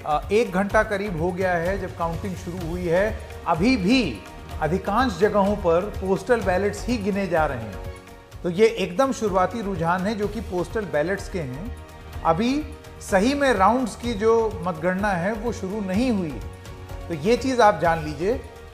उसमें ये जो शुरुआती रुझान है वो आपके स्क्रीन पर हैं, आपके सामने, जैसे कि आप ग्राफिक्स के माध्यम से देख सकते हैं। मतलब आपका कहना है कि संकेत का अभी मशीन नहीं खुली है। मशीन नहीं खुली है। तो हम लोग ले लैंग्वेज में हाँ, दर्शकों मशीन जो है, जो ईवीएम मशीन है, अभी अधिकांश जगहों पर वो नहीं खुली है। लेकिन पोस्टल बैलेट्स की काउंटिंग में जैसे कि आप देख सकते हैं अलग अलग राज्यों में लगभग, वैसे एक बड़ी रोचक सी बात है, लगभग आप सारे राज्यों में देखिए तो एकदम साथ साथ चल रहा है। ऐसा नहीं है कि एकदम क्लीन स्वीप है किसी एक के फेवर में। दो राज्यों में लग रहा है कि असम और पुडुचेरी, हाँ, वहां पर एक तरफा दिख रहा है कम से कम पोस्टल बैलेट का ट्रेंड ये है। लेकिन तो पश्चिम बंगाल में आप ये बात पश्चिम बंगाल में ये बात नहीं कर सकते। पश्चिम बंगाल में तो एक दो एग्जिट पोल ने ये कहा है कि बिल्कुल कांटे की टक्कर होगी और पलड़ा किस तरफ झुकेगा। तो इसीलिए एक्सिस माई इंडिया को बड़ी दिक्कत हुई। हाँ। इसीलिए उन्होंने 130 से 160 का रेंज दे दिया दोनों के लिए। अब दोनों के लिए, क्योंकि स्थिति कुछ वैसी ही लग रही है अभी शुरुआती रुझान में। बाद में कैसे बदलेगी हम नहीं जानते। इसके पीछे वजह बड़ी साफ है संकेत, क्योंकि टीएमसी का जो वोट है वो लगातार स्थिर रहा है। 3 चुनाव बड़े वहां पर हुए, 40% से ऊपर टीएमसी लेती आई है। तो इसीलिए ये मान करके चला जा रहा है कि टीएमसी एकदम से नीचे नहीं जा सकती है। मुझे लगता है ये सबसे बड़ा कारण है। दूसरा अभी देखना होगा कि जब बक्से खुलते हैं तो क्या होता है, क्योंकि वोटिंग जो है बहुत बड़ी संख्या में हुई है। और मेरा जो मानना है कि एक जो महिला वोटर है वो इक्वली वोट करती है वहां पे। मुझे लगता है कहीं कहीं पे पुरुष वोटर से ज्यादा वोटर महिला वोटर है। अब वो एक फैक्टर नहीं, लेकिन बाबा ऐसा है, ये मान लेना, ये कंक्लूड कर लेना कि महिला वोटर माने टीएमसी, नहीं वो मैं नहीं कर रहा हूं। ये नहीं कर सकते। नहीं वो मैं नहीं कर रहा हूं। मैं वोटिंग परसेंटेज की बात कर रहा हूं। वो टिल्ट कर सकता है, किधर भी टिल्ट कर सकता है। जिस ढंग से उनको केंद्र से जो डायरेक्ट पैसा गया, बिल्कुल जैसे ये जो आप बता रहे थे social engineering Bharatiya Janata party की, मतुआ समाज, हिंदी भाषी समाज, राजवंशी 3 समाज, इनकी जो महिलाएं हैं, इन समाज में जो महिलाएं हैं, वो उनका वोट किस तरफ जाएगा ये भी देखते बनेगा। उनका वोट बीजेपी को जाएगा, क्योंकि ये 3 समाज जो है वो आइडेंटिफाई किया है, जिसको हम आइडेंटिटी पॉलिटिक्स कर रहे हैं, बीजेपी उसको सोशल इंजीनियरिंग कर रहे हैं। और ये मैं समझा वहां पर बैठ के बीजेपी नेताओं से कि भाई साहब ये हुआ क्या है जो नॉर्थ बंगाल में आपने किया, प्रधानमंत्री क्यों गए एक बांग्लादेश में उस मंदिर में। तो उसने बोला कि ये जो समाज है ये उपेक्षित है, मतलब एक इग्नोर्ड है एक तरह से। हालांकि ममता बनर्जी ने भी काम किया। ममता बनर्जी भी मतुआ समाज के जो है लीडर है, उनके नाम पे यूनिवर्सिटी घोषित करना, ये करना, स्कॉलरशिप देना, ये सब भी किया है। वो भी अवेयर थी कि होगा, लेकिन बीजेपी ने फील्डिंग लगा के पहले से छेक लिया है। और ये जो राजवंशी है, मतुआ है, चाहे गोरखा है, ये जो है वो गेम चेंजर है नॉर्थ बंगाल में। और उनको बड़ी होप है। और ये जो स्थिति बदलेगी तो ये जो आइडेंटिटी पॉलिटिक्स है ये जो है वो काफी काम आने वाला है। शांतनु ठाकुर जो हैं वो मटुआ समाज से आते हैं, मटुआ समाज के बड़े नेता हैं, बीजेपी के सांसद हैं। तो ये अपने आप में दिखाता है कि बीजेपी ने आज से फील्डिंग नहीं की है मटुआ समाज के लिए, बहुत पहले से उन्होंने काम करना शुरू कर दिया।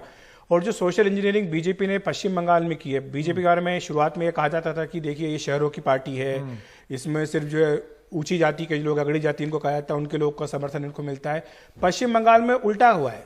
पश्चिम बंगाल में बीजेपी ने जमीन से काम करना शुरू किया, गांव से काम करना शुरू किया। वहां पर उन्होंने गांव के स्तर पर अपने बूथ कमेटी बनानी शुरू की है।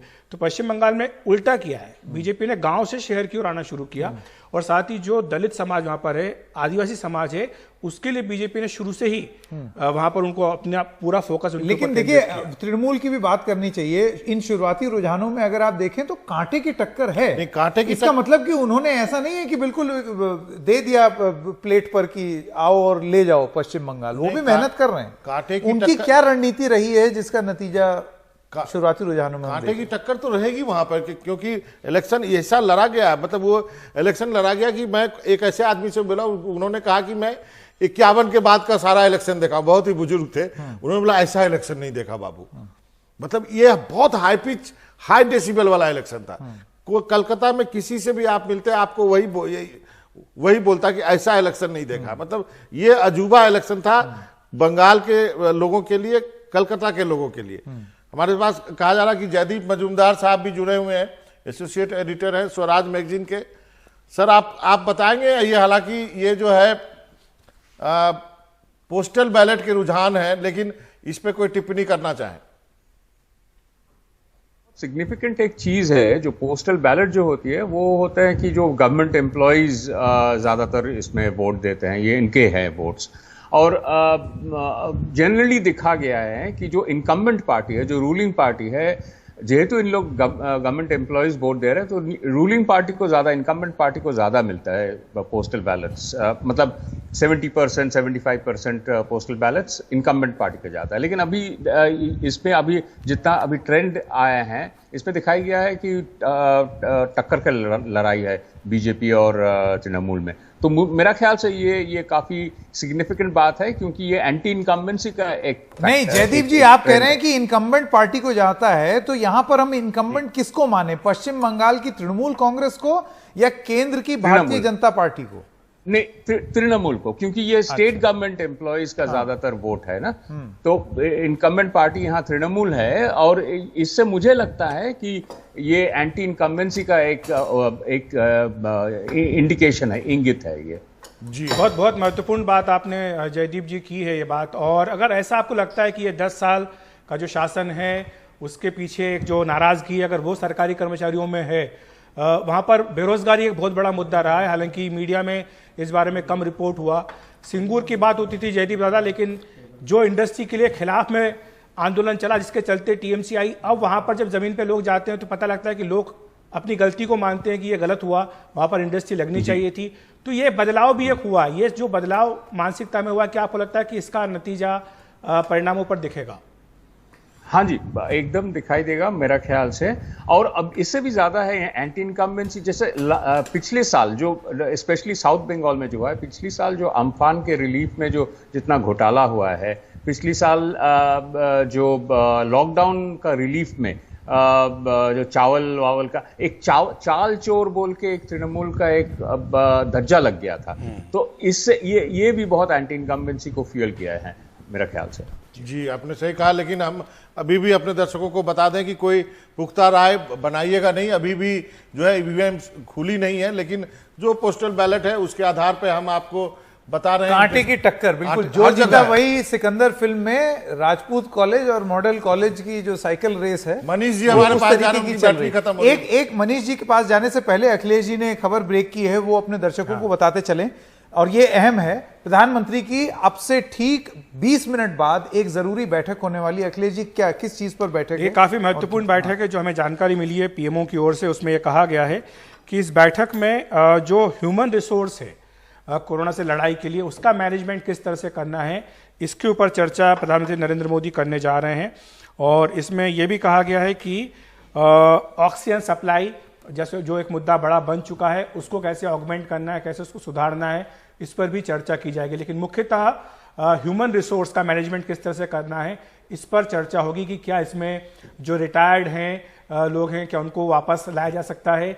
एक सुझाव ये भी आया है कॉरपोरेट जगत की ओर से कि जो लोग अपने एमबीबीएस के या तो इंटर्नशिप कर रहे हैं या अंतिम वर्ष में हैं, नर्सिंग में जो अंतिम वर्ष में हैं, क्या उनको रोपिन आप कर सकते हो, क्या आप उनको लगा सकते हो, उनके आप एक्सपीरियंस में इसको जोड़ सकते हो। ये भी एक सुझाव आया। तो ये अपने आप में एक बहुत बड़ी चुनौती होने वाली है, क्योंकि आगे चल के डॉक्टर्स कम पड़ेंगे। इस तरीके से अभी जो अंतिम वर्ष में है एमबीबीएस में, आप क्या उनकी सेवाएं ले सकते हैं, आप उनके मार्क्स उस हिसाब से बढ़ा दीजिएगा, ये भी एक सुझाव आया है। नर्सिंग में भी जो नर्सिंग कॉलेजेस में है लास्ट में क्या उनको ला सकते हैं। तो ये ह्यूमन रिसोर्स को कैसे बढ़ाना, एनहेंस करना है, एक महत्वपूर्ण फैसला हो सकता है। तो बड़ी महत्वपूर्ण बैठक है जो 9:30 बजे पीएम मोदी लेंगे। बिल्कुल, अब से 20 मिनट बाद ये बैठक होगी। मनीष कुमार अब हमारे साथ जुड़ गए हैं। जी मनीष जी, अब वापस आते हैं पश्चिम बंगाल पे, जहां पर पोस्टल बैलेट्स में ही सही ये मुकाबला एकदम टक्कर का चल रहा है, बिल्कुल उसी तरीके से जैसे कि मैदान में भी देखा गया और जो एग्जिट पोल थे उसमें भी देखा गया। मनीष ने बहुत अच्छे आंकड़े भेजे हैं। मनीष, अपने आंकड़े को एक्सप्लेन कीजिए आप। देखिए, ये जो आंकड़े हैं, जैसा कि मैंने आपको पहले बताया था बाबा, कि ये पोस्टल बैलेट में जो पिछले लोकसभा चुनाव हो या उसके पहले के विधानसभा चुनाव हो, वहां पर टीएमसी के जो भी विरोधी रहा है, जैसे कि पिछले लोकसभा चुनाव में बीजेपी थी, उसके पहले विधानसभा चुनाव में लेफ्ट कांग्रेस का अलायंस था, तो उनको एक एज प्राप्त था। यही एक कारण है कि टीएमसी के जो नेता हैं या कार्यकर्ता हैं वो इस पोस्टल बैलेट के रुझान से बहुत ही ज्यादा, उसको आप कह सकते हैं कि उसको नोटिस नहीं ले रहे हैं। लेकिन हाँ, उनका एक बात कहना है, एक बड़ा ही टेक्निकल पॉइंट उन्होंने उठाया है कि बंगाल में हर एक सीट पर पोस्टल बैलेट की गिनती ईवीएम खुलने से पहले हो रही है, क्योंकि वो नहीं चाहते हैं कि जो बिहार में हुआ उसका कोई रिपीटिशन हो। बिहार में क्या हुआ था उसकी भी मैं थोड़ी सी आपको विस्तार से बता दूंगा कि बिहार में शुरू में पोस्टल बैलेट की गिनती जब शुरू हुई तो आरजेडी को काफी ज्यादा बढ़त प्राप्त हुई। उसके बाद कई सीटों पर यह देखा गया कि पोस्टल बैलेट की गिनती बंद कर दी गई और चुनाव के बाद उसकी जब पूरे ईवीएम की काउंटिंग हो गई उसके बाद पोस्टल बैलेट की काउंटिंग शुरू हुई और उसमें आरजेडी ने बाद में बाकायदा चुनाव आयोग के सामने जाके फरियाद लगाई कि उस पोस्टल बैलेट में काफी धांधली हुई, जरूरत के हिसाब से बहुत सारे पोस्टल बैलेट को कैंसिल किया गया और ये मामला अभी फिलहाल न्यायालय में विचाराधीन है। इसको आधार बनाकर आरजेडी के कई सारे उम्मीदवार जो हैं उन्होंने पटना उच्च न्यायालय का दरवाजा खटखटाया है। तो वैसी पुनरावृत्ति आज तृणमूल जो है, या आप कह सकते हैं कि जो दबाव एक बड़ा बना है उसके कारण जो है पोस्टल बैलेट की पूरी गिनती हर एक सीट पर पहले कंप्लीट की जा रही है, उसके बाद ईवीएम की मतगणना शुरू होगी। जी मनीष, आपने जो आंकड़े भेजे वो अपने दर्शकों को बता दो, फिर सोहित के पास चलेंगे। 2019 के में लोकसभा चुनाव में बीजेपी को पोस्टल बैलेट में 73,541 वोट मिले थे, जबकि तृणमूल कांग्रेस को 25,791 वोट मिले थे। तो इतना डिफरेंस होता है। सोहित, आप बताइए, आपके पास क्या खबर है? अभी भी मुकाबला जो है कांटे का है, भले ही ये पोस्टल बैलेट हो। बिल्कुल बाबा, और ये जो कांटे की जो मुकाबला, और जब तक बीजेपी तृणमूल कांग्रेस के आगे या उसके करीब है, कहीं ना कहीं पार्टी यहाँ पर राहत की सांस ले रही है। क्योंकि आप भी देखिए कि 8 चरणों में क्या कुछ नहीं किया गया। क्योंकि कल भी जब मैं यहाँ पर लोगों से बात कर रहा था, जो सामान्य लोग थे जो बीजेपी को वोट दे रहे थे, उसमें से कई ऐसे थे जो लेफ्ट से बीजेपी आए थे, तब मैंने उनसे भी पूछा ऑफ रिकॉर्ड कि क्यों आप लोग दे रहे हैं वोट। जो दो अहम चीज़ बाबा जो बहुत लोगों ने कहा है, एक तो वो कहा कि सरकार तोलाबाजी यानी करप्शन पर चलती है, और भाईपो जो नेफ्यू हैं अभिषेक बैनर्जी, उन्हें लेकर लोगों में दिक्कतें थी। और ये भी एक कारण बताया जा रहा है कि जो लेफ्ट के वोटर्स थे बाबा, वो भी राइट की ओर शिफ्ट होते हुए नजर आए। जैसे कि हालांकि अभी भी जल्दबाजी होगी कहना कि आगे क्या कुछ होगा, लेकिन ऐसे कई अहम मुद्दे थे। और जिस तरह से हमने देखा कि तृणमूल कांग्रेस के कई नेता जो हैं वो बीजेपी में आ गए थे, प्रधानमंत्री मोदी बांग्लादेश चले गए थे, उसका मटुआ समुदाय पर या मटुआ कमेटी जो है उस पर भी काफ़ी असर पड़ा था। तो ऐसे कई सारी चीज़ें हैं। बहरहाल अब धीरे धीरे मीडिया कर्मियों को अंदर बुलाया जा रहा है। शायद कुछ समय में हमें औपचारिक तौर पर 1 या 2 प्रवक्ता भी आएंगे जो बातचीत करेंगे या वो अपने बात को भी रखेंगे। तो कहीं ना कहीं बीजेपी अब इस पर रिस्पॉन्ड करने की शुरुआत कर रही है, जिस तरह से शुरुआती रुझान आने शुरू हुए हैं। सौंदेश के बारे में बाबा मैंने पूछा है, अब तक कुछ जानकारी नहीं मिल पाई है, लेकिन जैसे ही पता चलता है कि कौन से पार्टी ने उसको लिए ऑर्डर दिए हैं, आपको ज़रूर बताया जाएगा। लेकिन तैयारियां अब कहीं ना कहीं नेताओं के या कार्यकर्ताओं के, हालांकि बहुत कम आ रहे हैं, लेकिन कार्यकर्ताओं के आने का भी सिलसिला यहाँ पर शुरू हो चुका है। क्योंकि अंदर है इमारत के, तो यहाँ पर से ज़्यादा कुछ नज़र नहीं आएगा, लेकिन इसके बाद हम कोशिश करेंगे अंदर जाकर नेताओं से और बाकी लोगों से बात करने की कि वो क्या कुछ कहते हैं और उनका क्या कुछ मानना है कि आगे क्या होगा।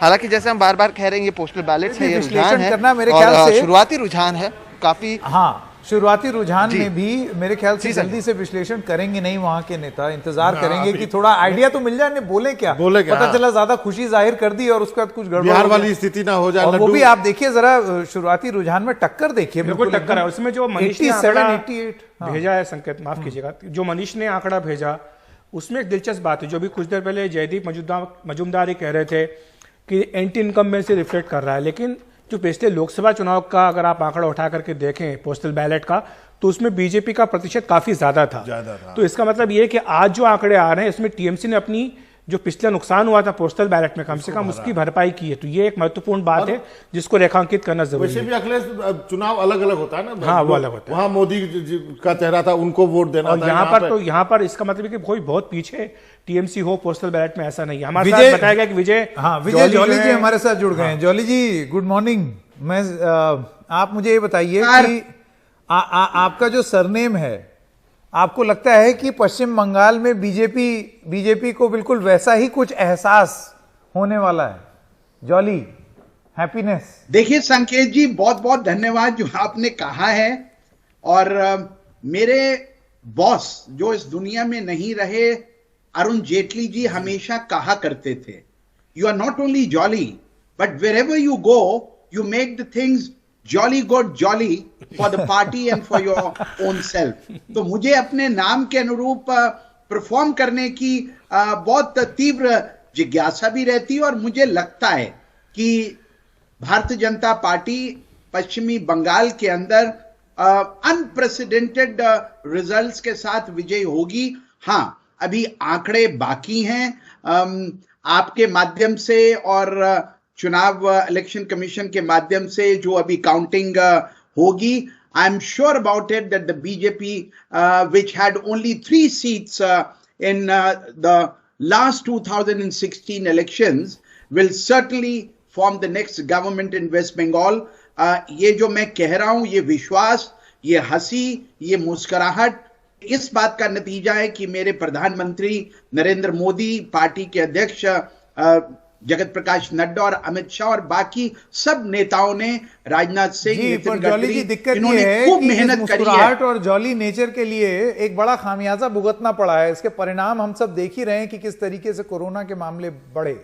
ये खुशी कुछ टाइम तक टाली भी जा सकती थी, मानते हैं कि नहीं? देखिए, मेरा ये मानना है कि संकेत जी, मैं आपके माध्यम से देश को और दुनिया के दर्शकों को बताना चाहता हूं, इलेक्शन कहां पर होना है, कब होना है, किस तिथि को होना है, कितने समय के बाद होना है, ये भारत सरकार तय नहीं करती है। ये इलेक्शन कमीशन ऑफ इंडिया तय करता है। और जो वो तय करता है। जॉली जी, मनोरंजन भारती बोल रहा हूं, आप कितने मासूम हैं, माय गॉड, क्या बात कही है आपने। और ये जो मैं संकेत जी की बात के ऊपर अपना उत्तर दे रहा हूं, ये जो एक भ्रांति फैलाने की कोशिश हुई कि पूरे देश में कोरोना संक्रमण था और प्रधानमंत्री और भारतीय जनता पार्टी के नेता पश्चिम बंगाल में इलेक्शनियरिंग कैंपेनिंग पे थे। तो ये जो रोल था, ये इलेक्शन कमीशन ऑफ इंडिया ने तय किया, ये हमने तय नहीं किया। इलेक्शन कमीशन एक इंडिपेंडेंट बॉडी है और सभी राजनीतिक दलों का। जॉली जी, आपको लगता है कि जॉली जी, माफी चाहता हूं, आप जॉली जी, आपको लगता है आप ये बात कर रहे हैं कि ये भारत सरकार ने तय नहीं किया, इलेक्शन कमीशन ने तय किया, वो एक इंडिपेंडेंट बॉडी है, आपको लगता है लोग इसमें बिलीव करेंगे? लोग बिलीव नहीं कर रहे हैं सर। ये इलेक्शन कमीशन सेशन का इलेक्शन कमीशन नहीं है। माफी चाहता हूं, आपने इतनी रैलियां की, प्रधानमंत्री भीड़ देख के खुश होते थे कि ये इतनी बड़ी रैली देख के मेरा सीना फूल रहा है। आज देखिए क्या हालत है। यदि रोड शो हुए, मैं कलकत्ता में 20 दिन रह के आया हूं। देखिए, मेरा ये मानना है कि एनडीटीवी एक बहुत ही रिस्पॉन्सिबल टीवी चैनल है जिसको भारत में और दुनिया भर में फॉलो किया जाता है, सीरियसली लिया जाता है। और अगर आप इलेक्शन कमीशन ऑफ इंडिया के इंपार्शियल होने के ऊपर प्रश्न करते हैं तो कल तो आप सुप्रीम कोर्ट के जो भी जजमेंट्स आते हैं उनके ऊपर भी प्रश्न चिन्ह करेंगे। इसलिए मेरी आपसे हाथ जोड़ के विनती है, कुछ ऐसे इंस्टीट्यूशंस हैं जिनके आधार के ऊपर भारत का लोकतंत्र टिका हुआ है, जिसमें मीडिया भी है, जिसमें जुडिशरी भी है और independence of quasi judicial bodies भी है। इस पर कुछ टिप्पणी करना चाहते हैं? एक सेकंड जॉली जी बने रहिए हमारे साथ। जयदीप माजुमदार इस पर कुछ बोलना चाहते हैं। जी जयदीप जी। हाँ, इस बारे में मेरा ये कहना है कि under article 172 of the constitution election commission को इलेक्शन जहां असेंबली का लाइफ खत्म हो रहा है वहां 5 साल में और पार्लियामेंट का, तो इलेक्शन करना ही है। और अगर नहीं करते तो इसका और एक उपाय था कि प्रेसिडेंट्स रूल लागू कर देते हैं। केयर टेकर गवर्नमेंट का कोई ये नहीं, तो प्रेसिडेंट्स रूल लागू करते हैं। प्रेसिडेंट्स रूल एक्सेप्टेबल होता ममता बनर्जी को और बाकी स्टेट्स में जहां नॉन बीजेपी पार्टीज है, नहीं होता, तो इलेक्शन ये तो होना ही था। और एक चीज, जो पहले जो मास रैली हुआ था वेस्ट बंगाल में, वो था सीपीएम, आईएसएफ और कांग्रेस का रैली, जिसमें ज्यादातर आईएसएफ का लोग था, और उसको देख के बोला, लेफ्ट फ्रंट ने बोला था कि हम लोग सत्ता में आएंगे। नवीन तो जी के पास सभी जाना ने चाहूंगा किया। इसी सवाल को लेकर के। नवीन जी, ये जो दलील दी जा रही है कि चुनाव आयोग का काम तो चुनाव कराना होता है, संविधान के मुताबिक जिन विधानसभाओं का कार्यकाल समाप्त होने जा रहा है उनका चुनाव कराना जरूरी होता है। अगर सभी दल आपस में राय बना लेते कि वहां पर विधानसभा को भंग करके या सस्पेंडेड एनिमेशन में रखकर राष्ट्रपति चुनाव लगा करके, राष्ट्रपति शासन लगा करके चुनाव करा लिए जाए 6 महीने बाद, 1 साल बाद, तो क्या इस पर सहमति बनती? और यह सवाल इसलिए भी अब जरूरी हो गया है क्योंकि दूसरी लहर के बाद अब तीसरी लहर की बात होने लगी है। उद्धव ठाकरे कह रहे हैं कि तीसरी लहर आ सकती है, कोई कह रहा है जुलाई अगस्त में आ सकती है, कोई कह रहा है दीपावली के आसपास आ सकती है। अगले साल जनवरी फरवरी में उत्तर प्रदेश, उत्तराखंड जैसे चुनाव होने हैं। तो नवीन जी, आपसे यह प्रश्न है कि तब भी यही सवाल उठेगा चुनाव आयोग के ऊपर कि आप चुनाव क्यों करा रहे हैं? तो क्या अभी से इससे सबक लेकर के चुनाव आयोग को अभी से इसकी तैयारी कर लेना चाहिए कि वहां पर या तो विधानसभा का कार्यकाल बढ़ा दिया जाए या वहां पर राष्ट्रपति शासन लगाने की बात हो जाए? क्या सोल्यूशन क्या है? सोल्यूशन क्या? अगर आपका लोकतांत्रिक देश है तो चुनाव तो होंगे ही, कराने ही पड़ेंगे आपको। और पंचायत चुनाव उत्तर प्रदेश में हो रहे हैं तो हाईकोर्ट के कहने पर हुए वहां पर। लीडरशिप को एब्जॉर्ब नहीं किया जा सकता है, इसलिए कि केवल ये चुनाव वेस्ट बंगाल के चुनाव का मुद्दा नहीं है। उत्तर प्रदेश में पंचायत इलेक्शन, कर्नाटका में अर्बन बॉडी इलेक्शन, मेघालय और त्रिपुरा में जो वहां के ट्राइबल ये लोकल एरिया जो बॉडी है उनके इलेक्शन, क्या ये इलेक्शन टाले नहीं जा सकते थे? टाले जा सकते थे। क्या महाकुंभ टाला नहीं जा सकता था? क्या महाकुंभ कराना और करोड़ों लोगों को, जिसकी हम लोग चर्चा नहीं कर रहे हैं, इलेक्शन से ज्यादा वो सुपर स्प्रेडर रहा है, क्या उसको नहीं टाला जा सकता था? ये टाला जा सकता था, लेकिन टाला नहीं गया। इसलिए कि let me be very brutal and Frank, क्योंकि इस कंट्री में एक हो गया है कि रिलीजन एंड पॉलिटिक्स का एक कॉकटेल तैयार कीजिए and serve it to the people, ताकि दे फॉरगेट एवरीथिंग। एंड जो ये इलेक्शंस और कुंभ कराया गया, that was a cocktail of religion and politics. इसमें इलेक्शन कमीशन की कम्प्लिसिटी है, और बार बार हम कह रहे हैं कि इलेक्शन कमीशन के रोल को जांचने के लिए हजारों लोगों की जो मौत हुई है और पूरा कंट्री जो आज रिडिकुल हो गया है, पूरा वर्ल्ड में हमारी जो बेइज्जती हो रही है, ऐसी स्थिति में इलेक्शन कमीशन और जो लोग भी उनको इन्वॉल्व है उनकी भूमिका की जांच करने के लिए कमीशन बननी चाहिए। सवाल पूछने में कोई दोष नहीं। जैसे अभी विजय जौली जी बोल रहे थे कि निष्पक्षता पर सवाल ना पूछा जाए। जौली जी, क्यों ना पूछा जाए? सवाल पूछने में क्या आपत्ति? देखिए, क्यों नहीं पूछा? देखिए, जब आपके इस हमारे चैनल के ऊपर एक क्या हमको ऑपोजिशन रूल स्टेट के अंदर प्रेसिडेंट रूल इंपोज कर दिया जाए, तो हमने उस तोहमत से बचने का काम किया है। मेरी सरकार ने और मेरी पार्टी ने इस प्रकार का कोई भी डिसीजन नहीं लिया जिसको आपके चैनल के ऊपर आने वाले विभिन्न पार्टियों के जो नेता कहते। बीजेपी तो डिक्टेटोरियन पार्टी है। ये तो सरकार ऑपोजिशन की आवाज को बुलंद नहीं होने देना चाहती है, क्योंकि ये चुनाव हारने के कगार पे थी, इसलिए इन्होंने वहां पर प्रेसिडेंट रूल लगाकर तृणमूल कांग्रेस की सरकार को उखाड़ फेंका। इसलिए जो कॉन्स्टिट्यूशन ऑफ इंडिया के तहत आर्टिकल 172 के तहत जो निर्णय इलेक्शन कमीशन ने लिया, उसका अनुमोदन सभी भारत की राजनीतिक पार्टीज ने किया। यह मैं मान सकता हूं कि इसके अंदर थोड़ी ज्यादा कड़ाई होनी चाहिए थी, चाहे इलेक्शन रैलीज के अंदर, चाहे सोशल डिस्टेंसिंग के माध्यम से। नहीं, ये सब बातें इसलिए हो रही हैं जौली जी, क्योंकि जब सारे राजनीतिक दल बार बार ये चीज बोल रहे थे। जौली जी एक सेकंड, ये सब बातें इसलिए हो रही हैं क्योंकि जब सारे राजनीतिक दल ये बोल रहे थे कि आप चुनाव एक साथ करा दीजिए, उस वक्त पर सिर्फ और सिर्फ भारतीय जनता पार्टी का यह कहना था कि नहीं, चुनाव अलग अलग चरणों में होने चाहिए, और इलेक्शन कमीशन ने बात भी आप ही की सुनी। इस वजह से ये सवाल उठ रहे हैं। बहरहाल, अब तो जो बीत गई सो बात गई, अब हो गया, नतीजे आ रहे हैं और नतीजे धीरे धीरे आपके स्क्रीन पर हैं। जैसे कि आप ये देख सकते हैं, ये रुझान है लगभग 200 सीटों के पश्चिम बंगाल के रुझान, जिसमें ज्यादातर पोस्टल बैलेट हैं। ये पोस्टल बैलेट के ही रुझान है जी। इसमें और थोड़ा जूम इन करते हैं, वरना ऐसे दिखाई नहीं देगा। इसको फुल फ्रेम काट लीजिए ताकि ढंग से दिखाई दे दर्शकों को। जैसे कि आप देख सकते हैं, तृणमूल कांग्रेस जो है वो करीब 96 पर आगे, भारतीय जनता पार्टी 93, एकदम कांटे की टक्कर, और लेफ्ट की क्या हालत रह गई देखिए 3। एक चीज और जो बड़ी रोचक है मनोरंजन भारती और अखिलेश जी, मैं आपसे ये जानना चाहता हूं कि ये अभी थोड़ी देर पहले बात हो रही थी कि किस तरीके के लेफ्ट के बहुत सारे लोग जो हैं वो बीजेपी की ओर चले गए।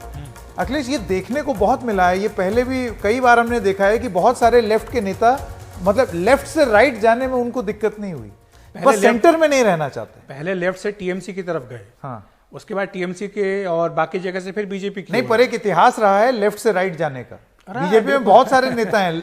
बिल्कुल रहा है लेफ्ट से राइट में जाने का। और जो मैंने कहा है कि गांव से बीजेपी ने काम करना शुरू किया, बूथ पर अपना काम करना शुरू किया, तो काडर कहां था उनके पास?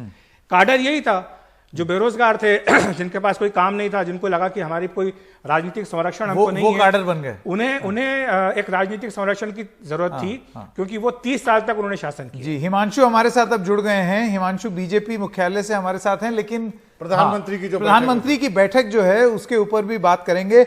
हिमांशु, ये जो बैठक है जो 9:30 बजे आज होनी है, ये बड़ी महत्वपूर्ण बैठक होने वाली है, इसके बारे में अगर आप थोड़ा सा बताएं। देखिए, निश्चित तौर पर हमने देखा है कि पिछले 2 हफ्ते में प्रधानमंत्री ने कई स्तर पर बैठकें की हैं और कई जितने भी पहलू हैं कोरोना महामारी संकट को लेकर, उनकी समीक्षा बैठक प्रधानमंत्री ने की है। और आज ये कहा जा रहा है ह्यूमन रिसोर्स, यानी इसका जो मानवीय असर है उसकी समीक्षा के लिए प्रधानमंत्री ने ये बैठक बुलाई है। आपको याद होगा, इसके पहले भी इंपावर्ड ग्रुप्स के साथ जो प्रधानमंत्री की बैठकें हुई थी उसमें भी इस बात पर बहुत जोर था, और प्रधानमंत्री की काउंसिल ऑफ मिनिस्टर्स की जो बैठक हुई थी उसमें भी प्रधानमंत्री ने प्रमुखता से इस बात पर जोर दिया था कि जो भी एक मानवीय संकट खड़ा हो रहा है और समाज के जो पिछड़े वर्ग के लोग हैं। जी माफी चाहता हूं, हमारे हिंदी दर्शकों को बताइए ये ह्यूमन रिसोर्स क्या होता है, उसके बाद बताइए। ये देखिए, बेसिकली इसका जो मानवीय असर है, यानी जो गरीब तबके के लोग हैं, मजदूर हैं, जिनका रोजगार छिन गया है, जो लॉकडाउन और कर्फ्यू की वजह से एक वित्तीय संकट से जूझ रहे हैं, उन तक कैसे वित्तीय सहायता पहुंचाई जाए, मुफ्त में अनाज पहुंचाया जाए, इस पर विशेष ध्यान देना बेहद जरूरी है। और आपको याद होगा कि 1 मई से ही जो नया स्कीम लॉन्च किया गया है मुफ्त अनाज देने का, वो व्यवस्था लागू हो रही है। और इस समीक्षा बैठक में मुख्य तौर पर जो करीब 80 करोड़ लोग हैं जो राष्ट्रीय खाद्य सुरक्षा कानून के दायरे में आते हैं, जिनके पास राशन कार्ड्स हैं, नेशनल फूड सिक्योरिटी एक्ट के तहत जो व्यवस्था बहाल देश में की गई है, उनको 2 महीने मुफ्त अनाज देने का फैसला, 5 किलो प्रति व्यक्ति प्रति महीना देने का फैसला किया गया है। और प्रधानमंत्री ने पिछली 2 जो महत्वपूर्ण बैठकें उन्होंने कोरोना संकट पर की हैं, उसमें इस बात पर विशेष तौर पर जोर दिया है कि समाज के जो गरीब तबके के लोग हैं, जो मजदूर हैं, जिनके रोजगार पर असर पड़ा है इस लॉकडाउन और कर्फ्यू की वजह से, उन तक जो वित्तीय सहायता है, जो मुफ्त में अनाज पहुंचाने का फैसला भारत सरकार ने किया है, उसको सही तरीके से लागू करना बहुत जरूरी है। और इस बात का निर्देश राज्य सरकारों को भी खाद्य मंत्रालय की तरफ से दिया गया है। तो इस समीक्षा बैठक में जो वित्तीय असर है, विशेषकर वर्कर्स पे, गांवों में जो गरीब लोग रहते हैं, जिनका रोजगार छिन गया है, उन तक कैसे जरूरी वित्तीय संसाधन पहुंचाए जाए, मुफ्त में अनाज पहुंचाया जाए, इसकी समीक्षा।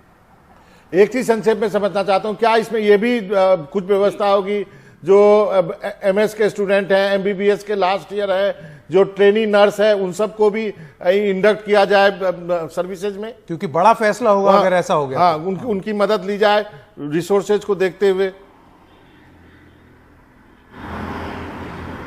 देखिए, निश्चित तौर पर हर एक पहलू पर चर्चा होगी और हमें यह संकेत दिया गया है कि बैठक खत्म होने के बाद इस बैठक में जो बड़े फैसले हैं और जिन मुद्दों पर प्रधानमंत्री ने समीक्षा की है उसकी विस्तृत जानकारी हमें दी जाएगी। लेकिन फिलहाल जाते जाते एक तस्वीर आपको दिखाना चाहता हूं, बहुत ही अनयूजुअल दिन है मेरे करियर का कि बीजेपी मुख्यालय पर सिर्फ 4 मीडिया यूनिट्स अभी हैं यहाँ पर, और मेरे पीछे जो एक गेट है जहाँ से मीडिया की एंट्री होती है उसको बंद कर दिया गया है। और हमें एक बताया गया है यहाँ पर कि किसी भी बीजेपी कार्यकर्ता को या मीडिया कर्मी को, कैमरा पर्सन को यहाँ आने की इजाजत नहीं है। और ये जो तस्वीर आप देख रहे हैं ये बीजेपी मुख्यालय की है, काउंटिंग डे के दिन जब यहाँ पर सैकड़ों लोग यहाँ पर होते थे, 200-300 न्यूज चैनल के मीडिया कर्मी यहाँ पर होते थे, नेता होते थे, केबिन्स बने होते थे, लाइव डिस्कशंस यहाँ से होता था। लेकिन इस बार न यहाँ कोई बीजेपी का नेता है, न कार्यकर्ता है, और बहुत कम मीडिया कर्मी यहाँ पर हैं।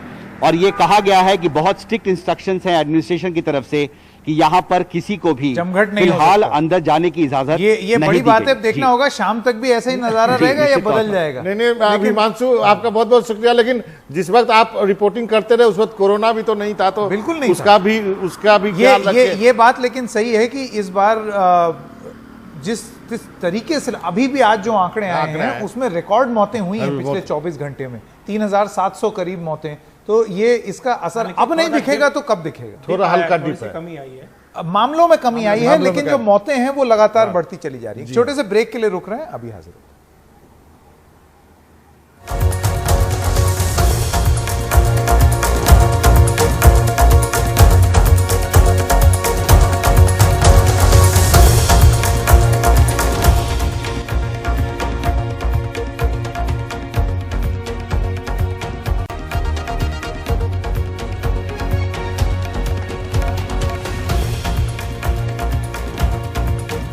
स्वागत है आपका एक बार फिर से। जल्दी से पश्चिम बंगाल के आंकड़े जरा फुल फ्रेम ले लें और आप लोगों को दिखाएं कि किस तरीके से शुरुआती रुझानों में भी एकदम कांटे की टक्कर। 114 टीएमसी, 104 बीजेपी, लेफ्ट बेचारी 3 पे।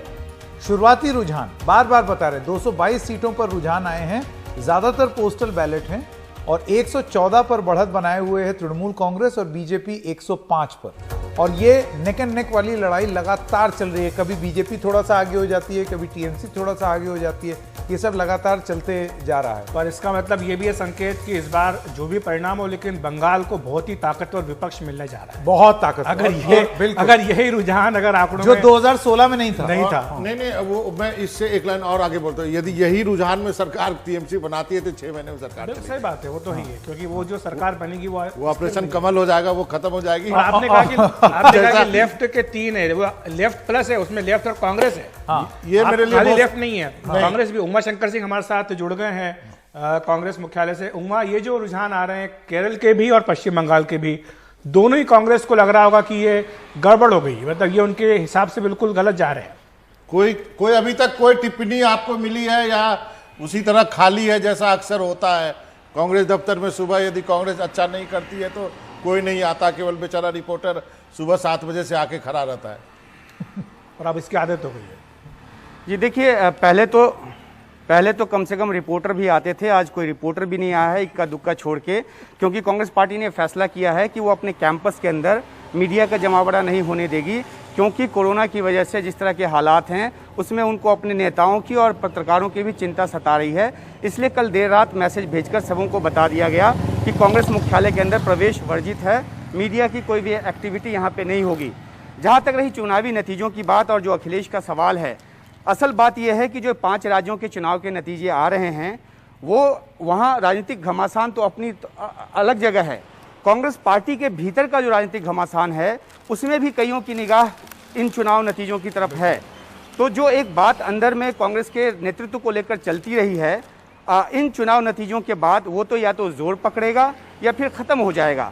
अब देखना यह है कि जो डिसिडेंट्स हैं, जो असंतुष्ट नेता थे, जो कि इंतजार कर रहे थे 2 तारीख का, आज जब अंतिम नतीजे आ जाएंगे तो उसके बाद जो अंदर की लड़ाई है वो किस तरह से आगे बढ़ेगी। अखिलेश, आपने कल ही देखा कि किस तरह से पीटीआई में एक इंटरव्यू दिया राहुल गांधी ने, और उसके आखिरी पैरा में साफ तौर पे कहा जो पार्टी जिम्मेदारी देगी वो उठाने को तैयार हैं। उसके साथ साथ उन्होंने ये भी कहा है कि वो सांगठनिक चुनाव के पक्ष में है, समय पे हो ये चाहते हैं, लेकिन अभी जोर जो है वो महामारी से लड़ने का है, उस पर फोकस करने का है।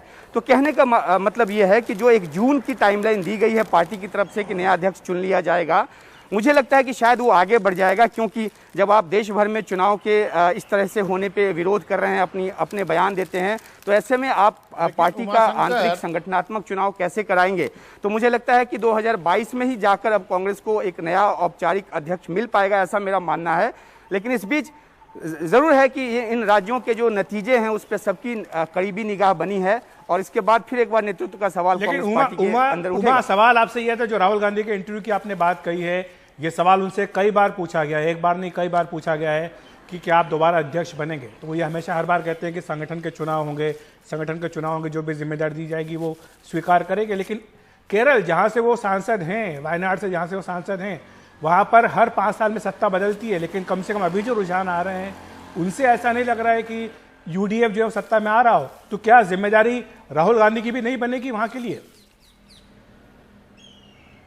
जी देखिए, कांग्रेस में एक परंपरा रही है कि जब जीत का सेहरा होता है तो वो गांधी परिवार के सिर बांधा जाता है, और जब हार होती है तो उसकी सामूहिक जिम्मेदारी की बात होती है। तो अगर केरल के नतीजे कांग्रेस के आशा के अनुरूप नहीं आएंगे तो जाहिर सी बात है कि वो ठीकरा राहुल गांधी के सिर नहीं जाएगा। हाँ, अभी कुछ कांग्रेस पार्टी को उम्मीद जरूर बरकरार होगी, क्योंकि कुछ सीट गेन करती हुई केरल में वो नजर आ रही है। दूसरी तरफ कांग्रेस की उम्मीद असम को लेकर भी थी, हालांकि उस तरह से वहां से भी कोई बहुत अच्छी खबर कांग्रेस के लिए नहीं आ रही है। जरूर है कि लीड है कुछ जगहों पर, लेकिन ये जो 5 राज्यों का जो नतीजा है, कांग्रेस पार्टी के कुछ नेताओं से जो मेरी बात हुई थी उनका ये कहना था कि अगर 3-2 पर भी फैसला होता है तो पार्टी की कुछ नाक बचेगी। 3-2 में वेस्ट बंगाल शामिल है कि उसमें ममता बनर्जी आए सत्ता में वापस, तो एक तरह से लगता है कि जो एक लाइक माइंडेड पार्टी है उनका कुछ वर्चस्व रहा। लेकिन कांग्रेस का अपना न केरल आए न असम आए, और वेस्ट बंगाल में भी जिस तरह की कांटे की टक्कर आप लोग बता रहे हैं, वहां पे भी मामला हाथ से निकल जाए तो आगे की राह कांग्रेस के लिए थोड़ी और ज्यादा मुश्किल हो जाएगी, जो पहले से ही मुश्किलों भरी है। लेकिन मेरा सवाल है उमाशंकर, ये जो नेता जो बोलते हैं ग्रुप ऑफ 31, 32 जितना भी है, ये सब तो कहीं थे नहीं चुनाव प्रचार में। बेचारे अधीर रंजन चौधरी अकेला आदमी प्रचार कर रहा था वहां पर, जिसके पास कोई संसाधन नहीं है, अकेला आदमी लड़ रहा था वहां पर, कोई नहीं गया, कोई बड़ा नेता वहां नहीं गया। राहुल गांधी ने भी बाद में रैली नहीं की, भले ही राहुल गांधी ने असम में और केरल में रैली की हो। तो मेरा ये कहना है कि जो सवाल उठा रहे हैं वो कहाँ है ग्राउंड पे? वो क्या केवल मौके की तार में है कि कांग्रेस खराब करेगी? अरे कांग्रेस तो खराब करेगी। क्या इस उम्मीद में बैठे हैं कि ये मौका होगा और गांधी परिवार के हाथ से के नीचे से कालीन खिसका दी जाए? जी देखिए, जो कांग्रेस के असंतुष्ट नेता हैं, आपने कहा कि वो जमीन पे कहीं नजर नहीं आए, उनमें से 2-3 को छोड़ के कभी कोई जमीन पे नजर नहीं आए। वो सभी राज्यसभा वादी हैं, और उनको इस बात का इल्म रहा है कि जब उनकी जो राज्यसभा की सीट जाती रही है और आगे आश्वासन नहीं मिला है, तो एक असंतोष के रूप में उनका पनपता गया है, और उनको लगा है कि अब उनका कोई खेवनहार पार्टी में बचा नहीं हुआ है। दूसरी बात यह है कि जहां तक उनके बंगाल चुनाव में न जाने की बात है, तो जिन लोगों ने भी एक असंतोष, एक असहमति जताई थी, उनमें से किसी को भी प्रचारक के तौर पे नहीं भेजा गया, और राहुल गांधी खुद नहीं गए। उसके पीछे का अपना कैलकुलेशन है। दरअसल पहले जो जानकारी है कि कांग्रेस और ममता बनर्जी का अलायंस होने वाला था, लेकिन जिस अधीर रंजन चौधरी का आप नाम ले रहे हैं, ये भी कहा जाता है पार्टी के अंदर कि उन्हीं की जिद की वजह से ये नहीं हो पाया, क्योंकि उनके इलाके के जो बहुत सारे कांग्रेस लीडर्स थे वो टीएमसी में जाकर शामिल हो गए, और इसलिए उनको गुस्सा आया। और आपको पता है कि कांग्रेस जो है वो, क्योंकि एक जमीनी उनका कनेक्ट नहीं है, और ऐसे में अधीर रंजन चौधरी एक बड़े नेता हैं, काफी कनेक्ट वाले नेता हैं ग्राउंड पे, तो उनकी जिद के आगे कांग्रेस को भी झुकना पड़ा। तो ये सारी जो चीजें हैं वो कांग्रेस को एक रिजल्ट के तौर पे भी वहां पे नजर आ रही है। और ये भी माना जा रहा था कि जो कांग्रेस और जो लेफ्ट है वो जिस तरह से वहां लड़ रही है, चाहे 200 वोट का हो या 250 वोट का हो, या जितने भी वोट लेते हैं, वो कहीं ना कहीं बीजेपी को भी फायदा पहुंचाएंगे और टीएमसी को नुकसान पहुंचाएंगे। तो अब आखिरी नतीजे का इंतजार है कि किस तरह से कांग्रेस का की जो रणनीति थी वहां पे काम किया नहीं किया, और यही वजह है कि लास्ट में ममता बनर्जी को चिट्ठी लिखकर सहयोग मांगनी पड़ी तमाम लाइक माइंडेड पार्टी से। बिल्कुल, ये जो उमाशंकर सिंह ने लास्ट बात बोली कि ये जो आप आंकड़ा देख रहे हैं रुझान लेफ्ट और कांग्रेस का, लेफ्ट कांग्रेस प्लस का 2 या 3 सीट बेचारे जितने भी पाए हैं, ये तो जो बढ़त है वो है। इसमें कितना उन्होंने तृणमूल कांग्रेस को नुकसान पहुंचा दिया है ये भी देखते बनेगा। नहीं, मुझे अंदाजा था, जो मैंने लेफ्ट की रैली देखी और कांग्रेस की भी देखी, मिली भी देखी, मुझे लग रहा था कि शायद अच्छा करे लेफ्ट, क्योंकि बिहार में भी किसी ने नहीं सोचा था कि लेफ्ट का एक उभार आएगा। जिस ढंग से माले ने अच्छा किया, जिस ढंग से बाकी लेफ्ट ने अच्छा किया, तो इस बार अच्छा बहुत ऐसे लोग मिले जो मुझे लगा कि खासकर युवा लोग थे, उनके हाथ में लाल झंडा था। तो अब उसका इम्पैक्ट वोट पे हुआ या नहीं हुआ, लेकिन पता नहीं। अच्छा, इंटीरियर में भी मुझे लाल झंडा दिखा है गांव-गांव में। ये लाल झंडा दिखता जरूर है, वोट में परिवर्तित संकेत, अगर आप पश्चिम बंगाल के मतदाता हैं तो आप लेफ्ट को या कांग्रेस गठबंधन को वोट क्यों देंगे? मुझे एक कारण बता दीजिए। जब आपको दिख रहा है कि इनकी कहीं ताकत नहीं है, ये सत्ता में आते हुए आ नहीं रहे हैं, देखिए बड़ी संख्या में फ्लोटिंग वोटर होता है। जो आपका अपना पक्का वोट है वो तो अपनी जगह पर है, लेकिन फ्लोटिंग वोटर्स होता है जो ये तय करता है और ये जीत कौन रहा है। हम दावे के साथ कह सकते हैं फ्लोटिंग वोटर का विश्वास कांग्रेस और लेफ्ट से उठ चुका है। उनको लगता है कि जरूरत क्या है वोट देने की, भाई हमने देख लिया। अच्छा, वहां पर क्या था जो बात का ऐसा होता तो फिर लेफ्ट तो हर जगह खत्म हो जाता ना, छोटी मोटी पार्टी हो चुका तो है ना। खाली केरल में बचा, बाकी बचा कहां है? केरल में भी केंद्रीय नेतृत्व की वजह से नहीं, पिनराई विजयन की वजह से। नहीं, जो बात जयदीप प्रदीप ने थोड़ी देर पहले कही थी, उसी बात को मैं आगे कह रहा हूं कि किस तरह से जो वोट है वो शिफ्ट हो रहा है पूरा का पूरा। तो वो शिफ्ट होता हुआ दिखाई दे रहा है यहां पर। अगर बीजेपी, जिसको 2017 के चुनाव में 3 सीटें मिली थी, वो आज जो है बराबरी की टक्कर दे रही है, देती हुई नजर आ रही है, तो कहां गया? सारा वोट शिफ्ट हो गया ना। बिल्कुल। तो 2019 में ही शिफ्ट होता हुआ दिखाई दे रहा था। विजय जौहली जी, मैं आपके पास आना चाहता हूं, मजबूत विपक्ष की भूमिका निभाएंगे या सरकार बनाएंगे? देखिए, भारतीय जनता पार्टी अगर लोकसभा के चुनाव देखें, विधानसभा के चुनाव देखें और पैन इंडिया देखें, 2014 के बाद भारतीय जनता पार्टी ने सेकंड फिडल कहीं बहुत कम प्ले किया होगा। हम हमेशा फ्रंट फुट पे खेलते हैं, चौका और छक्का मारने की प्रधानमंत्री नरेंद्र मोदी जी के नेतृत्व में विश्वास रखते हैं, और इसीलिए आज के इन चुनावों का जो एक सबसे रोचक पॉइंट आप मिस कर रहे हैं डिस्कशन के अंदर, वो सीपीआई-एम और लेफ्टिस्ट पार्टीज का, बंगाल जिसको ये अपना बेसन मानते थे, बंगाल जिसको ये अपनी कड़ी मानते थे, वहां पर ये इररेलेवेंट होने वाले हैं जो कहते थे कि हम सबसे ज्यादा ऑर्गेनाइज्ड कैडर बेस्ड पार्टी है।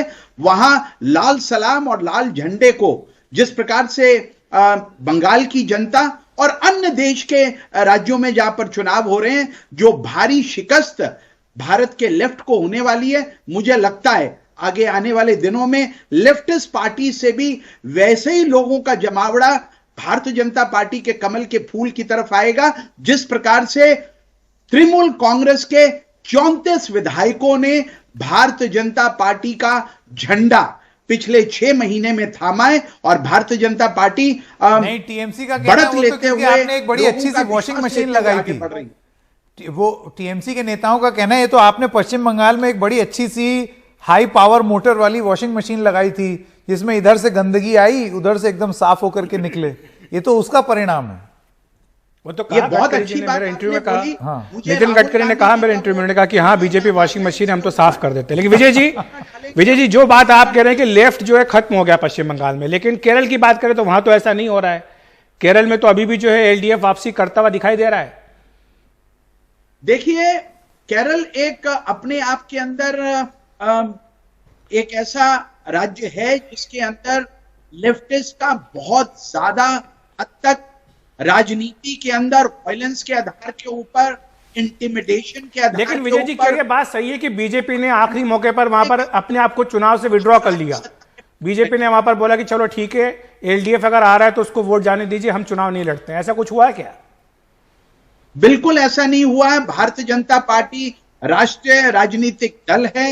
हम केंद्र के अंदर सत्ता में हैं, अनेक राज्यों के अंदर सत्ता में हैं, और केरला के अंदर भी भारतीय जनता पार्टी ने चुनाव जीतने की मनस्थिति से अपने कार्यकर्ताओं को और अपने नेताओं को विधानसभा के चुनावों में उतारा है।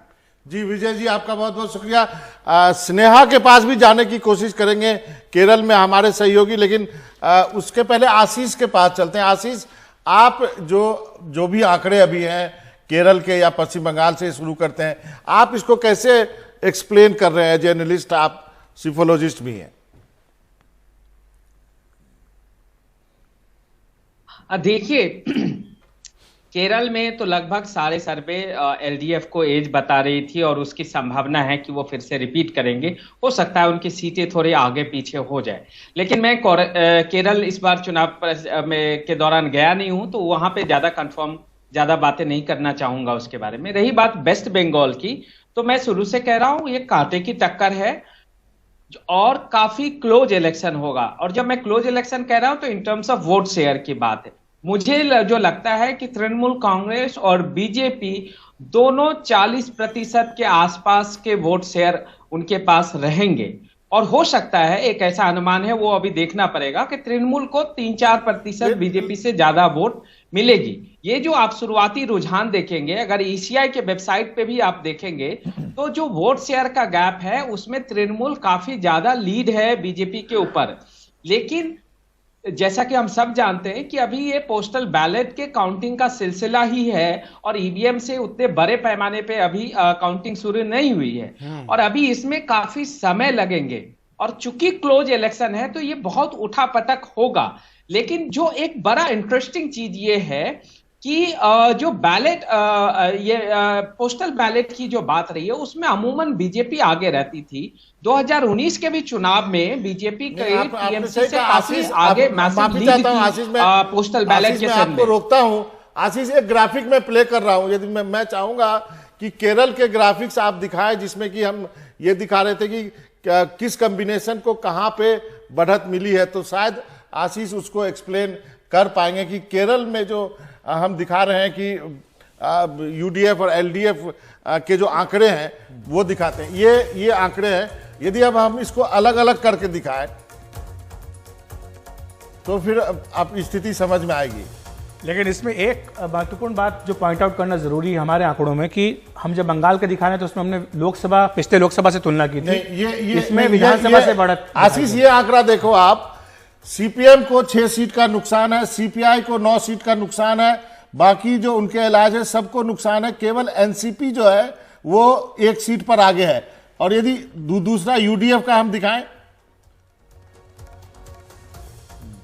आ रहा है अभी थोड़ी देर में बस आएगा। ये यूडीएफ, ये जी नहीं, एलडीएफ के बाकी सहयोगी, ये एलडीएफ के ही बाकी हैं। इसको मेरे ख्याल से इसका अगला वाला जो होगा उससे थोड़ा सा आइडिया मिलेगा। बहरहाल ये इसको भी 1 सीट का नुकसान है यहाँ पर। यदि हम यूडीएफ को दिखाएं तो वो साफ स्थिति को बयान करेगा। मेरे ख्याल से वापस आएंगे इस ग्राफिक पर, एक बार वो वापस आ जाए उसके बाद उस ग्राफिक के बारे में बात करेंगे। अभी एक जरूरी चीज जो है जिसका विश्लेषण हम आगे कर सकते हैं अखिलेश, वो ये है कि ममता बनर्जी का क्या हाल है। वो जो नंदीग्राम से जो लड़ी थी वहां वो आगे हैं कि पीछे हैं, क्योंकि उसको लेकर के बड़ी कंफ्लिक्टिंग रिपोर्ट्स आ रही हैं। अभी सारे मुकाबले एक तरफ, नंदीग्राम एक तरफ, क्योंकि नंदीग्राम ये आप सोच लीजिए कल को ऐसा हो कि ममता बनर्जी राज्य जीत जाए लेकिन नंदीग्राम हार जाए। ये केरल का ग्राफिक दिया है संकेत। ये आप इसको एक्सप्लेन करेंगे। कांग्रेस जो है 14 सीट पे आगे है, उसकी एक एलाइज जो है वो 4 सीट डाउन है, बाकी थोड़ी थोड़ी आगे है। ये इसको आप कैसे एक्सप्लेन करेंगे, भले ही कांग्रेस पिछड़ रही हो? देखिए, 2 चीजें हैं। आप इसको कैसे देखना चाहते हैं, विधानसभा के दृष्टिकोण से कंपैरिजन में, या जो अखिलेश जी कह रहे थे कि लोकसभा के कंपैरिजन में? अगर लोकसभा के कंपैरिजन में देखेंगे तो कांग्रेस की जो सीट जो है विधानसभा के कंपैरिजन में बहुत काफी बड़ी संख्या में गिरी है, 100 से ज्यादा। मैं समझ रहा हूं। और ये पिछले विधानसभा के कंपैरिजन में जो गेन है, 14 सीटों का गेन है कांग्रेस को, ये अमूमन रहेगी। देखिए, जो लड़ाई है वहां पे पिछले 25-30 सालों से हर बार सरकारें बदलनी रहती है। इस बार एक नया ट्रेंड है जो एलडीएफ ने खासकर ये कोरोना काल में उनका जो गवर्नेंस का मॉडल रहा और खासकर जो उनके हेल्थ मिनिस्टर है, इन सब का कामकाज को लोकल लेवल पे काफी प्रेज मिला, मतलब प्रशंसा मिली। और हमारे साथ स्नेहा के पास चलते हैं। स्नेहा मेरी कोशिश, हमारी संवाददाता है कन्नूर से हमारे साथ जुड़ रही हैं। स्नेहा, ऐसा लगता है कि अगर ये जो रुझान अभी आ रहे हैं, अगर नतीजों में तब्दील होते हैं, अगर यही परिणाम होते हैं तो एक बहुत बड़ा इतिहास केरल बनाएगा इस बार, क्योंकि अमूमन होता आया है कि 5-5 साल में सत्ता वहां बदल जाती है। और कांग्रेस जिसने 1.5 साल पहले ही तकरीबन सारी लोकसभा की सीटें जीत ली थी, आज वो स्ट्रगल करती हुई नजर आ रही है। तो ऐसे में अभी शुरुआती रुझानों पर वहां पर क्या असेसमेंट है आपका और किस तरह की कमेंट्स आपको वहां मिल रही हैं?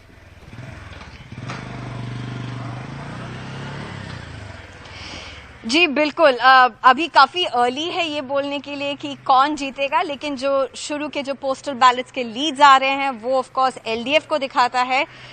ग्राउंड में अगर देखा जाए तो एलडीएफ काफी पहले से ही कह रहा है कि वो काफी बड़े मार्जिन से जीतेगा, लेकिन वो कांग्रेस जो है इसको पूरी तरीके से नकार रहा है।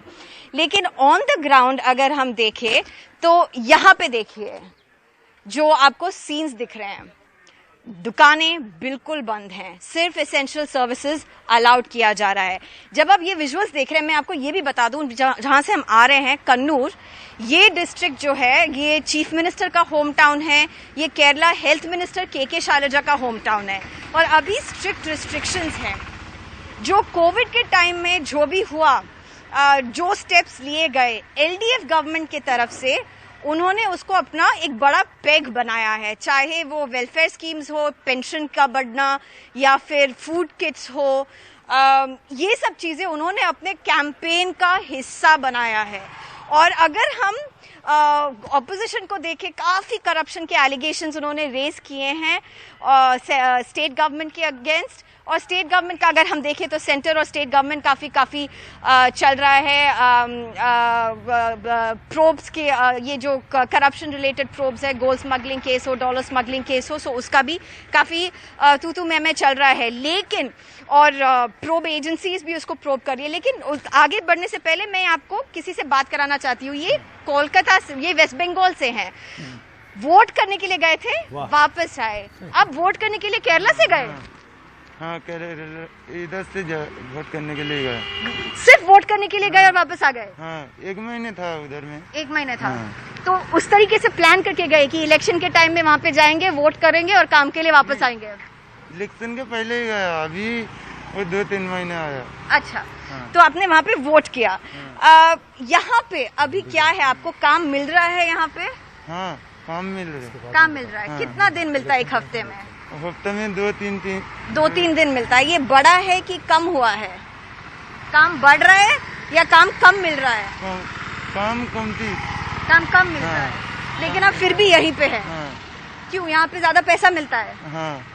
अच्छा, आपको यहाँ पे लोकल पुलिस के लोग कॉल करते हैं, आपसे बात करते हैं, हेल्थ के लोग आपसे बात करते हैं? हाँ, बोलते हैं वो गाँव जाने के लिए, मेरे लोग बोला जाएगा थोड़ा दिन का बाद में। अच्छा, so here you have amid COVID also people they went to West Bengal, voted and came back. They're a big part of Kerala's economy, the migrant workers, जो migrant workers है। लेकिन आप जहाँ पे पॉलिटिक्स की बात कर रहे थे सर, बहुत ही ऐतिहासिक मोमेंट हो सकता है अगर लेफ्ट वापस आए। 1 या 2 बार ऐसे पहले हुआ है, ज्यादातर हमेशा डेकेड्स का देखे जाए तो कांग्रेस की तरफ से या फिर लेफ्ट की तरफ से गवर्नमेंट फॉर्म होती है। 5 साल का पेंडुलम वाला मामला चलता रहता है, जैसे अखिलेश जी बता रहे थे। जी स्नेहा, बहुत ही रोचक व्यक्ति से आपने बात की, जो केरल से बंगाल गया वोट डाल के और वापस केरल आ गया। और स्नेहा, आपने ऐतिहासिक वर्ड बोला, उसके लिए भी आपको बहुत बहुत बधाई। ये एक ऐतिहासिक पल है। ये एक ऐतिहासिक पल है और आपकी हिंदी अभी भी अच्छी है।